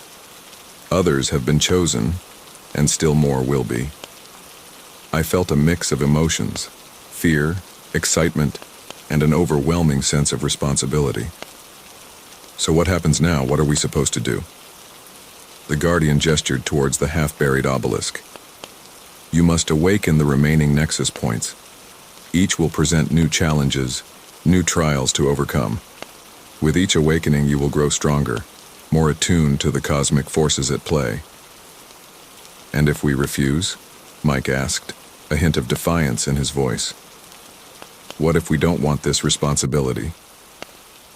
The Guardian's form seemed to darken slightly. The choice is yours. But know this. The forces that threaten the multiverse are already moving. Earth's time grows short. If you do not rise to meet this challenge, there may be no one else who can. A heavy silence fell over us as we contemplated the Guardian's words. The fate of not just our world, but countless others, potentially rested on our shoulders. It was a weight almost too heavy to bear. Sarah was the first to break the silence. I'm in. Whatever it takes, I want to understand this to help if I can. I nodded in agreement. Me too. We can't turn our backs on this, not now that we know what's at stake. We both looked at Mike, who let out a long sigh. Well, I guess saving the multiverse beats studying for finals. Count me in. The Guardian's form seemed to brighten at our decision. Your courage is commendable. But be warned. The path ahead is fraught with danger. There are those who would seek to use the power of the Nexus for their own ends. As if on cue, the sound of approaching vehicles reached our ears. The government forces had caught up with us. Speak of the devil, Mike muttered. The Guardian's form began to fade. I cannot interfere directly, but I can offer you this. The knowledge to fully awaken this Nexus. Use it wisely. Suddenly, my mind was flooded with information. Sequences, patterns, the underlying structure of the obelisk's power. I staggered under the weight of it all. Jake, Sarah cried, steadying me. Are you okay? I nodded, my head still spinning. Yeah, I think I know how to activate the obelisk now. The Guardian's voice echoed one last time as it faded from view. Remember, initiates, the multiverse hangs in the balance. Trust in yourselves and in each other. The trial has only just begun. As the Guardian vanished completely, the rumble of engines grew louder. We turned to see a convoy of military vehicles cresting a nearby dune. So, Mike said, a nervous grin on his face, I guess this is where we find out if our new superpowers are bulletproof? Sarah shot him a look. Let's hope it doesn't come to that. Jake, can you get the obelisk working? I nodded, already reaching out with my mind toward the structure. I think so, but I'll need time. Can you two buy me a few minutes? They nodded, determination etched on their faces. As Sarah and Mike moved to intercept the approaching forces, I focused all my concentration on the obelisk. The knowledge the Guardian had imparted swirled in my mind, and I began to understand the intricate patterns of energy that powered these ancient machines. Behind me, I could hear the shouts of soldiers and the crackle of energy as Sarah and Mike used their newfound abilities to keep our pursuers at bay. The pressure was immense, but I forced myself to remain focused on the task at hand. Slowly, the obelisk began to respond. Sand fell away as it rose from its half-buried state, pulsing with an inner light that grew stronger by the second. I could feel the power building not just within the structure but within myself as well. Just as the soldiers broke through Sarah and Mike's defenses, the obelisk fully activated. A wave of energy pulsed outward, temporarily incapacitating our pursuers. In that moment of confusion, I reached out to my friends. "Now!" I shouted. "Think of the next nexus point." As Sarah and Mike grabbed my hands, I channeled the obelisk's power. The world around us dissolved into light, and we were once again hurtling through space and time towards our next destination. As the light faded and a new landscape formed around us, one thought echoed in my mind. Our journey to save the multiverse had truly begun, and there was no turning back now. The world materialized around us, the desert heat replaced by a damp chill that seeped into our bones. We found ourselves standing on a rocky cliff, overlooking a turbulent sea, gray clouds roiling overhead. In the distance, barely visible through the mist, stood another obelisk. "Where are we?" Mike asked, shivering as he pulled his jacket tighter around himself. Sarah closed her eyes, concentrating. With her enhanced senses, she could pick up details far beyond normal human perception.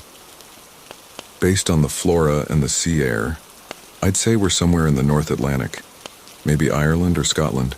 I nodded, still reeling from the sudden shift in our surroundings. The obelisk network really doesn't mess around with distance, does it? As we started making our way down the cliffside towards the distant structure, I couldn't help but marvel at how quickly our lives had changed. Just days ago, we were ordinary college students.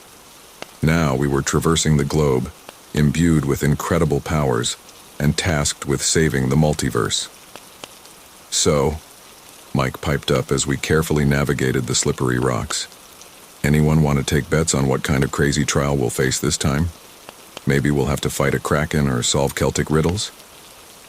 Sarah shot him a look that was part amusement, part exasperation. "This isn't a game, Mike. We need to take this seriously." "Oh, I am taking it seriously," Mike retorted. "I'm just trying to keep things light so I don't completely freak out about the fact that we're basically interdimensional superheroes now." I understood where Mike was coming from. The weight of our responsibility was immense, and a little humor helped keep us grounded.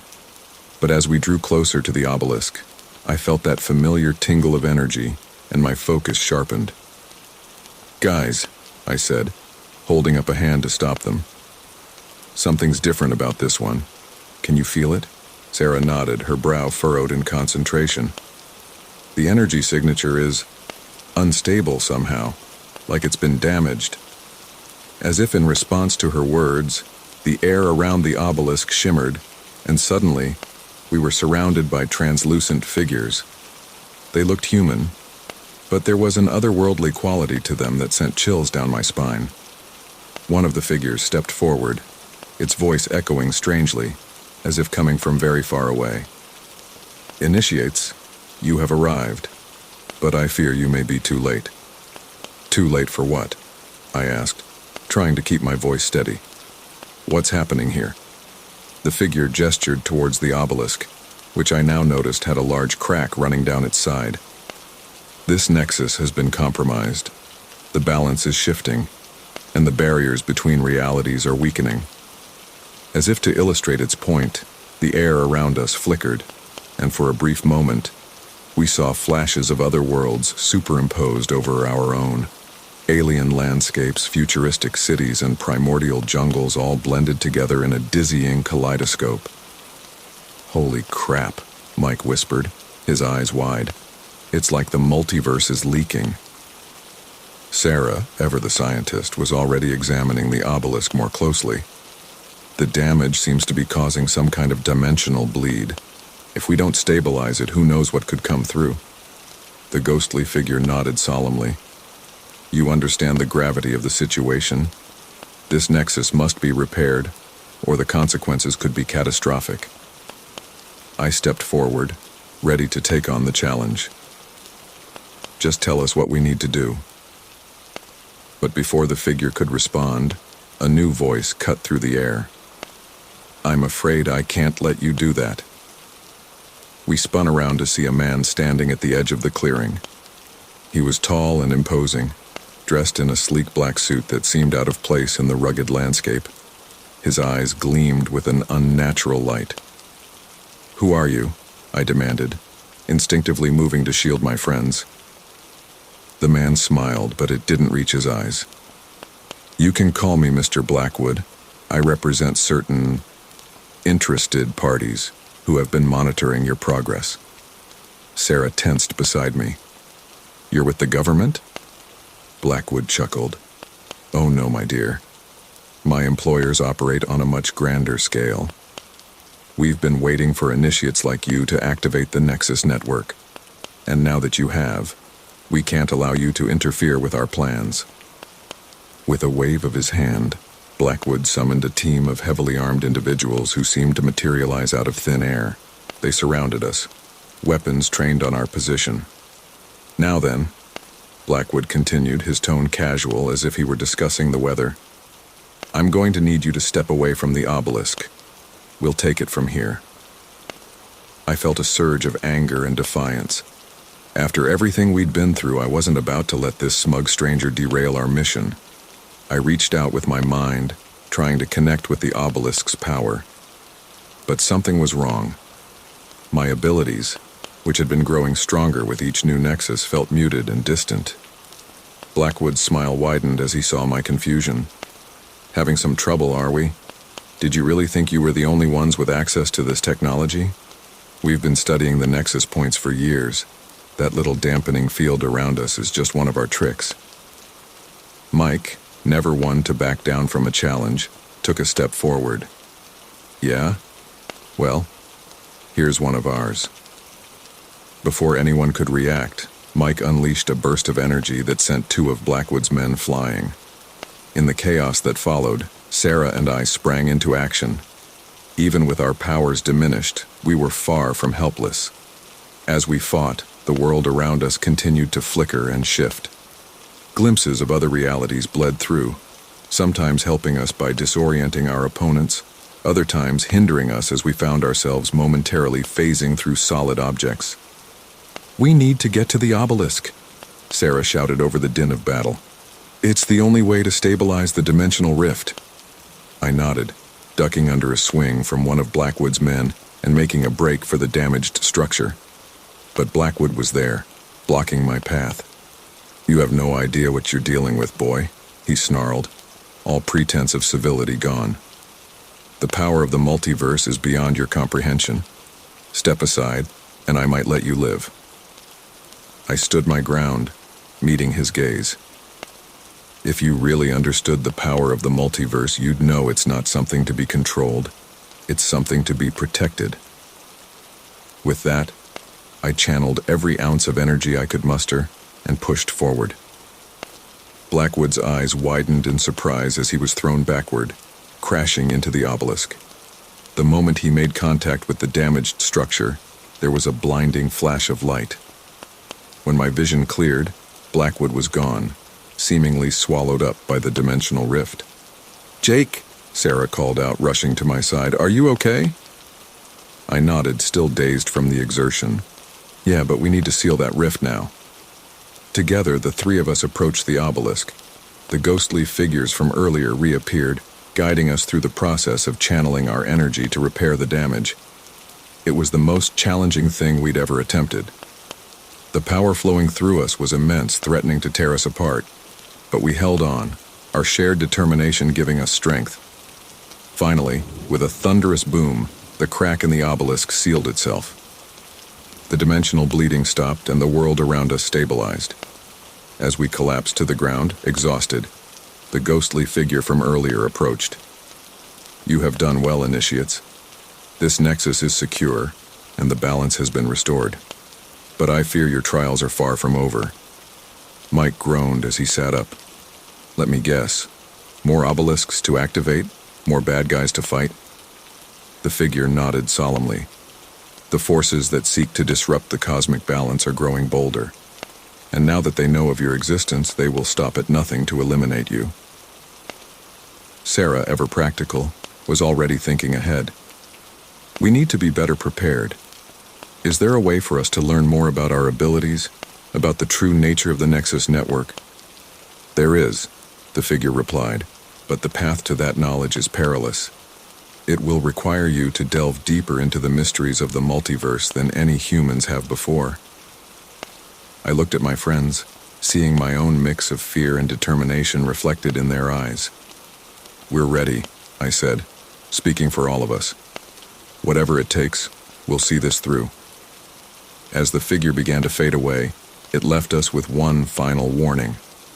"Remember, initiates, the multiverse is vast and full of wonders, but also terrors beyond imagination. Trust in each other, and in the power within you. The fate of all realities rests in your hands."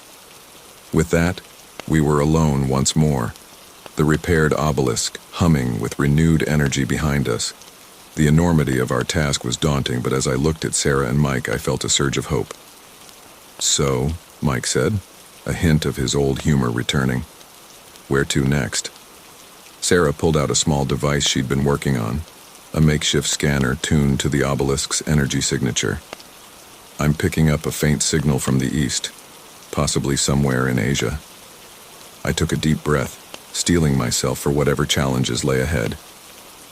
"Then that's where we're going. Together." As we prepared to activate the obelisk for another jump, I couldn't help but feel that despite the dangers we'd faced, we were only at the beginning of our journey. The multiverse was calling, and we had no choice but to answer. The humid air of the Southeast Asian jungle clung to our skin as we made our way through the dense undergrowth. We had been trekking for days, following the faint energy signature that Sarah's makeshift scanner had picked up. The obelisk that had brought us here was far behind us now, hidden somewhere in the mist-shrouded mountains. "Are we sure we're going the right way?" Mike asked, swatting at a particularly persistent mosquito. "Because I'm pretty sure we've passed that same tree about 5 times now." Sarah consulted her scanner, frowning at the readings. "The signal keeps fluctuating. It's like the obelisk is moving." I paused, reaching out with my mind to try and sense the familiar energy of the Nexus. "That doesn't make sense. The other obelisks have all been stationary." "Well, maybe this one didn't get the memo," Mike quipped, but I could hear the tension in his voice. We had all been on edge since our encounter with Blackwood and his mysterious organization. The knowledge that there were others out there who understood the power of the Nexus and sought to use it for their own ends had shaken us deeply. As we pushed forward, the jungle suddenly gave way to a clearing. In the center stood not an obelisk, but a massive stone temple, its ancient walls covered in vines and moss. The architecture was unlike anything I had ever seen, blending elements from various Southeast Asian cultures with impossible geometries that hurt the eyes to look at directly. "Whoa," Mike breathed. "I'm getting some serious Raiders of the Lost Ark vibes here." Sarah was already approaching the structure, her scanner beeping frantically. "The energy readings are off the charts. This entire temple must be a nexus point." As we drew closer, I felt a familiar tingling sensation at the base of my skull. The temple was radiating power, but there was something different about it. Something hungry. "Guys," I said, my voice low, "I think we need to be careful here. Something doesn't feel right." No sooner had the words left my mouth than the ground began to tremble. The vines covering the temple walls writhed and pulled away, revealing intricate carvings that seemed to move and shift as we watched. A deep, resonant hum filled the air, and the entrance to the temple yawned open like a gaping maw.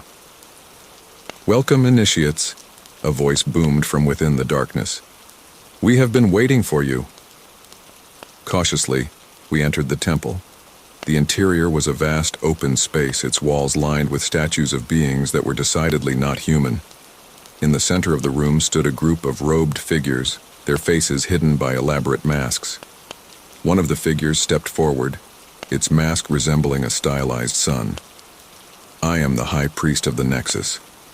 We are the Keepers, tasked with maintaining the balance of this sacred site." Sarah, ever the diplomat, stepped forward. "We're here to help. We've been activating the Nexus points around the world trying to protect the multiverse from—" The High Priest held up a hand, cutting her off. "We know why you are here, child. The cosmos whispers of your deeds. But I'm afraid you have arrived at a crucial moment, and your presence here may be both a blessing and a curse." Mike raised an eyebrow. "Care to elaborate on that cryptic bit of fortune cookie wisdom?"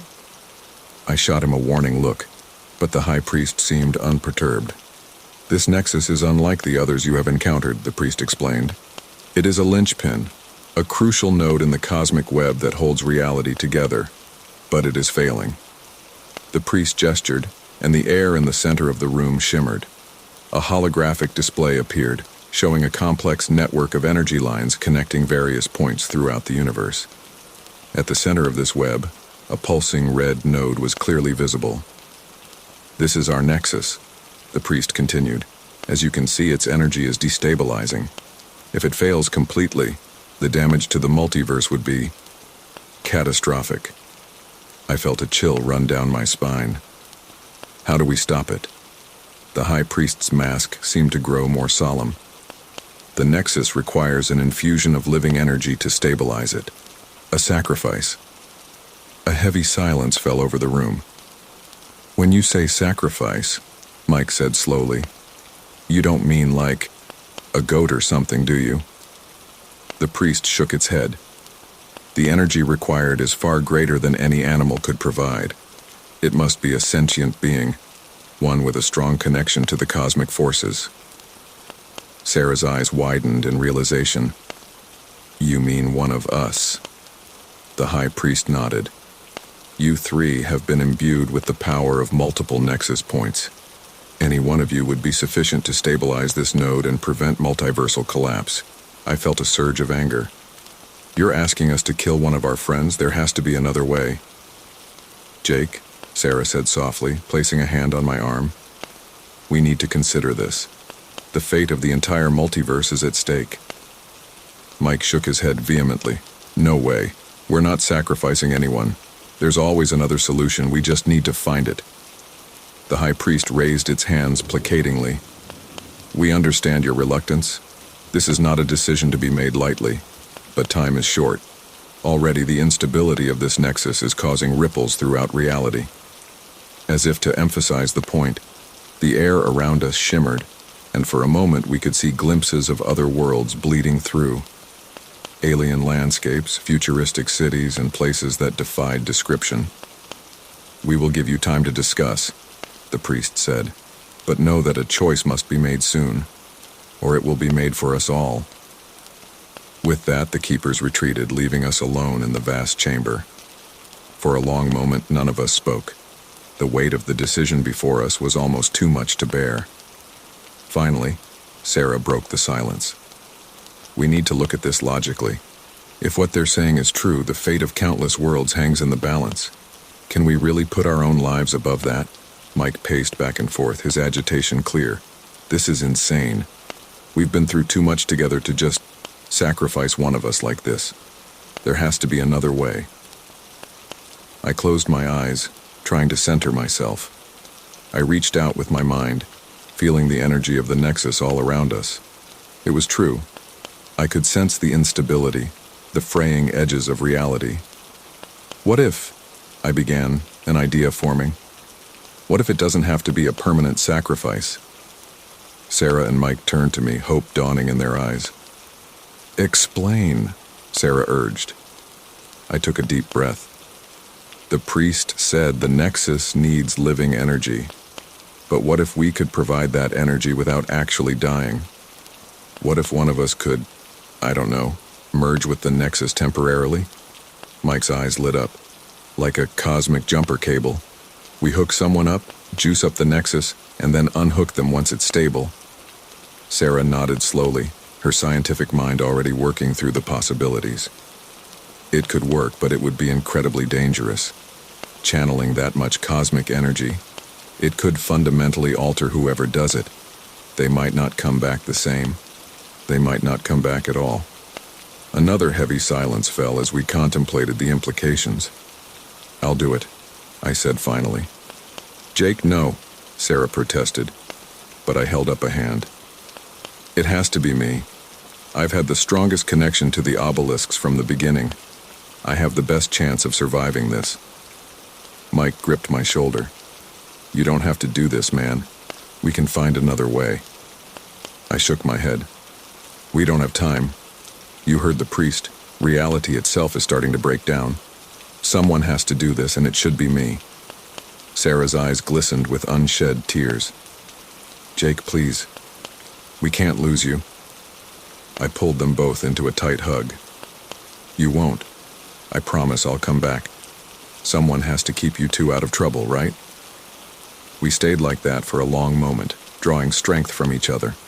When we finally separated, I saw determination replace the fear in my friend's eyes. "Okay," Sarah said, her voice steadier now. "If we're doing this, we're doing it right. Mike, help me examine the Nexus focal point. We need to figure out the safest way to channel the energy." As they set to work, I approached the high priest who had been waiting patiently at the edge of the chamber. "We have a plan," I said, "but we'll need your help to implement it." The priest nodded. "We will provide whatever assistance we can, but you must understand the risks. What you propose has never been attempted before." I squared my shoulders. "I understand, but it's our best chance to save the Nexus without losing a life in the process." The next few hours were a blur of preparation. Sarah and Mike, with the help of the keepers, jury-rigged a harness of sorts using a combination of ancient artifacts and our own technology. The plan was to use it to channel the Nexus energy through me in a controlled manner, hopefully stabilizing the cosmic node without burning me out in the process. As I stood before the swirling vortex of energy at the heart of the temple, my friends gave me one last hug. "You better come back to us," Mike said, his usual humor unable to mask the worry in his voice. Sarah squeezed my hand. "We'll be monitoring everything. At the first sign of trouble, we're pulling you out, multiverse be damned." I nodded, grateful beyond words for their friendship. Then, taking a deep breath, I stepped into the vortex. The moment I made contact with the Nexus energy, my world exploded into light and sensation. I felt myself stretching, expanding, my consciousness spreading out across realities. I saw worlds born and die in the blink of an eye, civilizations rise and fall like waves on a cosmic shore. Through it all, I clung to my sense of self, to the memory of my friends and our mission.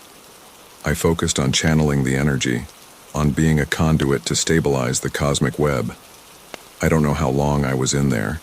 It could have been seconds or centuries, but gradually, I became aware of voices calling to me from a great distance. "Jake! Jake! Can you hear us? It's working! The Nexus is stabilizing! You need to come back now!" With a monumental effort, I pulled myself back, condensing my expanded consciousness back into my physical form. As I did, I felt the Nexus snap back into balance, the fraying edges of reality knitting themselves back together. I opened my eyes to find myself lying on the temple floor, Sarah and Mike hovering over me with worried expressions. "Did it work?" I croaked, my voice hoarse. Sarah nodded, tears of relief streaming down her face. "It worked. You did it, Jake. You saved the Nexus." As they helped me sit up, I became aware of changes in myself. My connection to the cosmic forces felt stronger than ever, and knowledge of the multiverse swirled in my mind like a vast, ever-shifting library. The high priest approached, bowing deeply.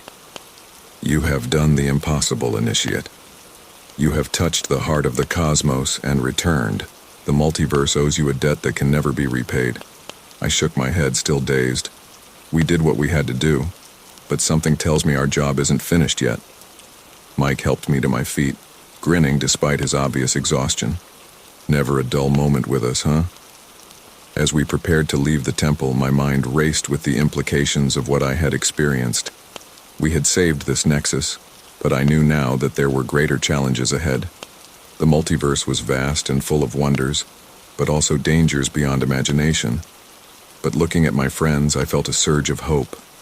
Whatever came next, we would face it together. We had made a sacrifice today, not of life, but of our old selves. We were changed, evolved, ready to take on our role as protectors of the cosmic balance.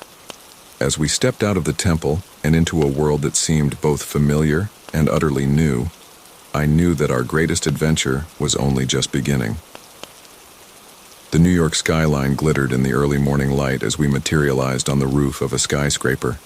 The air was thick with tension, an unnatural stillness hanging over the usually bustling city. "Well, this is ominous," Mike said, peering over the edge of the building. "Where is everyone?" Sarah consulted her scanner, her brow furrowed in concentration. "I'm picking up massive energy fluctuations all over the city. Whatever's happening, it's big." I closed my eyes, reaching out with my enhanced senses. Since my merger with the Nexus in Southeast Asia, my connection to the cosmic forces had grown exponentially. What I felt now sent a chill down my spine. "Guys," I said, my voice tight with urgency, "we need to move. Now." No sooner had the words left my mouth than the sky above us tore open. A vast, shimmering portal appeared, and through it came a flood of things.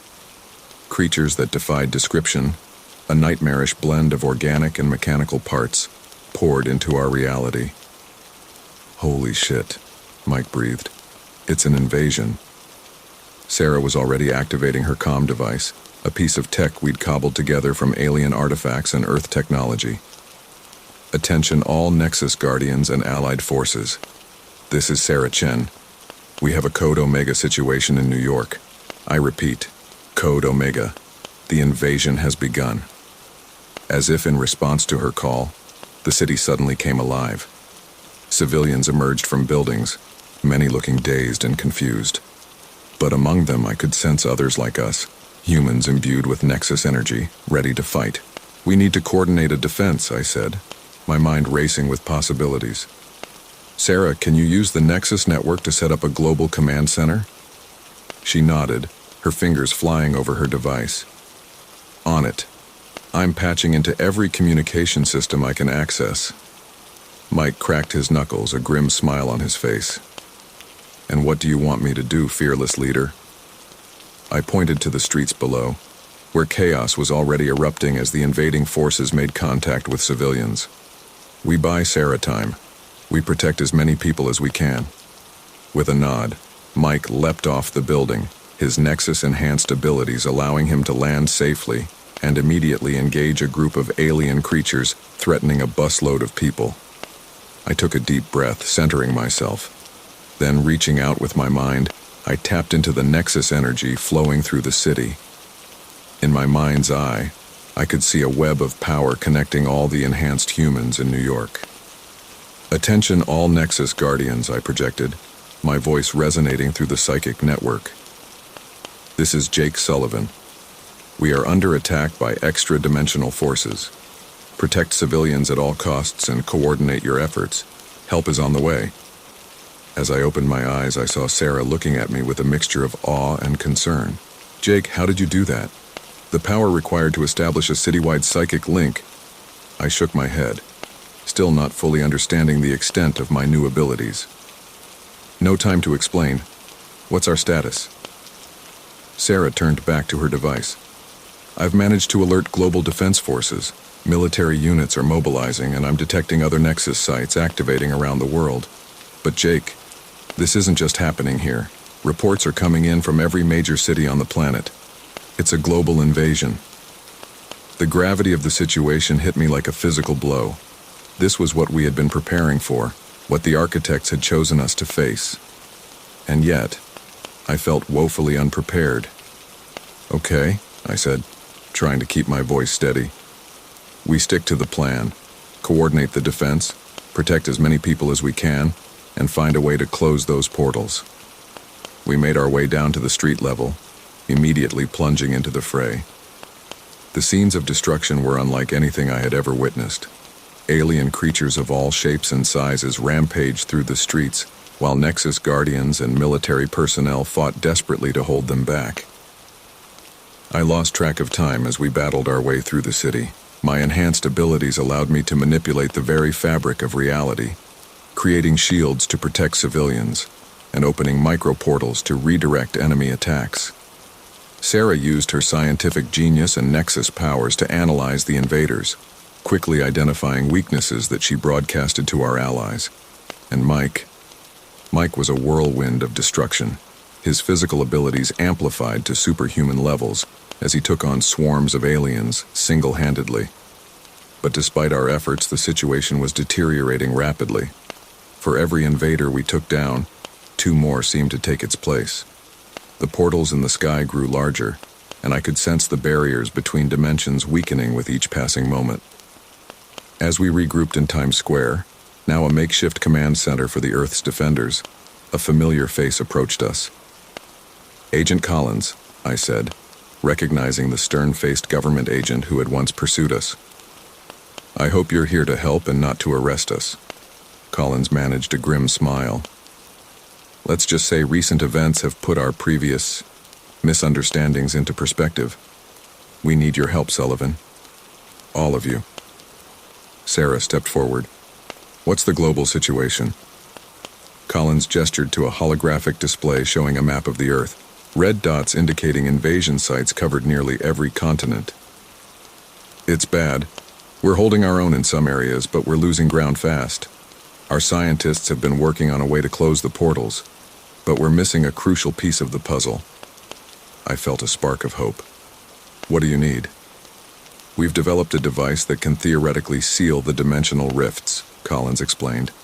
"But it requires an enormous amount of energy to power, more than anything we have on Earth." Mike raised an eyebrow. "Let me guess. You need Nexus energy." Collins nodded.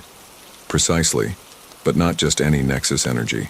We need someone who can channel the power of multiple Nexus points simultaneously. Someone who has merged with a Nexus." All eyes turned to me, and I felt the weight of expectation settle on my shoulders. "I'll do it," I said without hesitation. "But I'll need to get to the main portal, the one they're all coming through." Sarah grabbed my arm. "Jake, no. It's too dangerous. You barely survived merging with one Nexus. Channeling that much energy could kill you." The world around me was chaos. Cities lay in ruins, smoke billowing from shattered skyscrapers. The alien ships hung in the sky like dark, ominous clouds. I stood atop the floating obelisk that had once been the ruins we discovered in the Ozarks, my mind racing with the newfound knowledge and power coursing through my veins. "It's time," I whispered to myself, my voice carrying an otherworldly resonance. I closed my eyes, focusing on the vast network of alien structures scattered across the globe. With a thought, I activated them all simultaneously. The earth trembled as hidden ruins burst from the ground, ancient obelisks rising into the sky. "What are you doing?" Sarah, my longtime friend and fellow explorer, asked. Her voice was tinged with both awe and fear. I turned to her, my eyes glowing with an ethereal light. "I'm going to broadcast a message to all of humanity," I explained. "It's the only way to end this." Sarah's brow furrowed. "But how? And what message?" "Watch," I said simply. I raised my hands, channeling the energy of the ruins through my body. A beam of light shot from the top of our obelisk, connecting with the others around the world. In an instant, a web of energy encircled the planet. Suddenly, every electronic device on Earth, televisions, radios, phones, computers, crackled to life. My voice, amplified and translated into every language, echoed across the globe. "People of Earth, hear me. I am speaking to you through the ancient ruins that have awakened around the world. The alien invasion you have been experiencing is not what it seems. It is, in fact, an elaborate test. I paused, letting the words sink in. I could feel the collective shock and disbelief of billions of minds processing this information. For millennia, advanced civilizations have been watching our progress. The ruins were left as markers, seedlings of knowledge to help us grow. The invasion was the final test, a crucible to determine our readiness to join a larger galactic community. As I spoke, I became aware of a presence materializing beside me. The alien leader I had confronted earlier appeared, its form shifting and shimmering. "You have done well," it said, its thoughts translating directly into my mind. "Your species has shown remarkable resilience and ingenuity in the face of overwhelming odds." I nodded, continuing my broadcast. "The alien force you've been fighting is not here to conquer but to evaluate. Our response to this crisis has been closely observed. It is not just our military might that was tested, but our compassion, our ability to unite in the face of a common threat, and our potential for growth." Around the world, the attacking alien ships began to power down. The destruction ceased, and in many places the damage began to reverse itself, buildings reforming from rubble as if time were flowing backward. "What's happening?"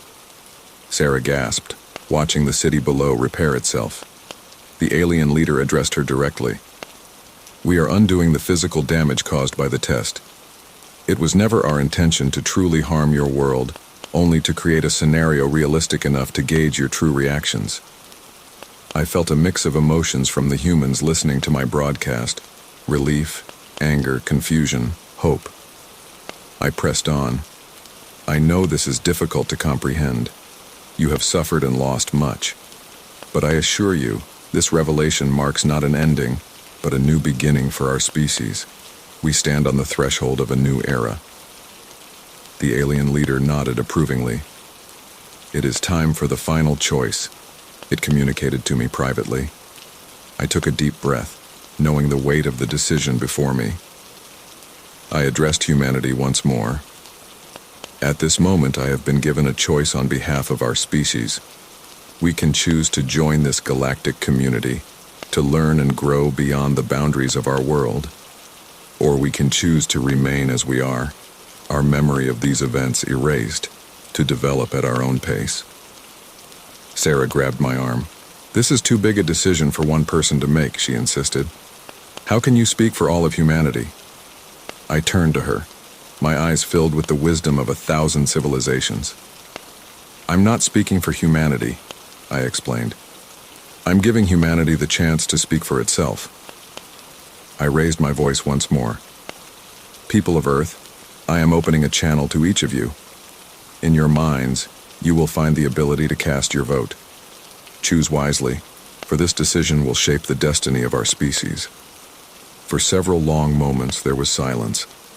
Then, gradually, I felt the thoughts and desires of billions flowing through me. It was overwhelming, a cacophony of hopes, fears, and dreams. As the votes poured in, I turned to the alien leader. "There's something you didn't tell us, isn't there?" I asked. "This choice, it's part of the test too, isn't it?" The being's form rippled, a gesture I interpreted as affirmation. "The choice itself reveals much about a species," it confirmed. "How you decide says as much as what you decide." I nodded, understanding the profound implications. As the last votes trickled in, I prepared to announce the result. But before I could speak, the alien leader interjected. "Before you reveal humanity's decision, you must make your own choice. You have touched the heart of our technology, seen the expanse of the cosmos through our eyes. You can choose to remain human, to live among your people and help guide them in this new era. Or you can ascend, to join us as a being of higher consciousness, leaving your humanity behind but gaining the ability to shepherd your species from afar." I froze, the weight of this personal decision crashing down upon me. I looked at Sarah, seeing the fear and hope mingled in her eyes. I thought of all I had experienced, the wonders I had seen, and the deep connection I now felt to something greater than myself. I began, my voice trembling. I choose. At that moment, a flash of insight struck me. I smiled, turning back to the alien leader. I choose not to choose, I declared. Or rather, I choose both. The being's form pulsed with what I sensed was surprise. Explain, it prompted. I choose to remain human, I said firmly. To live among my people, to laugh and love and struggle as humans do. But I also choose to carry this expanded awareness with me, to be a bridge between humanity and the greater galaxy. I will not ascend fully, but neither will I forget. The alien leader was silent for a long moment. Then slowly, its form began to glow brighter. In choosing both paths, you have demonstrated the very quality we hope to find, it said. The ability to transcend binary thinking, to find a third option where none seem to exist. This, more than anything, shows humanity's readiness. I felt a surge of pride and relief wash over me. I turned back to the world, ready to announce the results of humanity's vote and my own decision. People of Earth, I began. My voice carried on waves of energy to every corner of the globe. We stand united at the dawn of a new age. We have chosen to take our place among the stars, to learn and grow as part of a greater community. But we will do so without losing sight of what makes us human. As I spoke, I felt the alien structures around the world pulse with energy. The obelisk beneath my feet began to transform, reshaping itself into a shimmering tower of light. This is not an ending, but a beginning, I continued. We have much to learn and much to offer. Our journey as a species is far from over. In fact, it has only just begun. As my words echoed across the planet, I saw hope rekindling in the eyes of those around me. Sarah stepped forward, taking my hand in hers.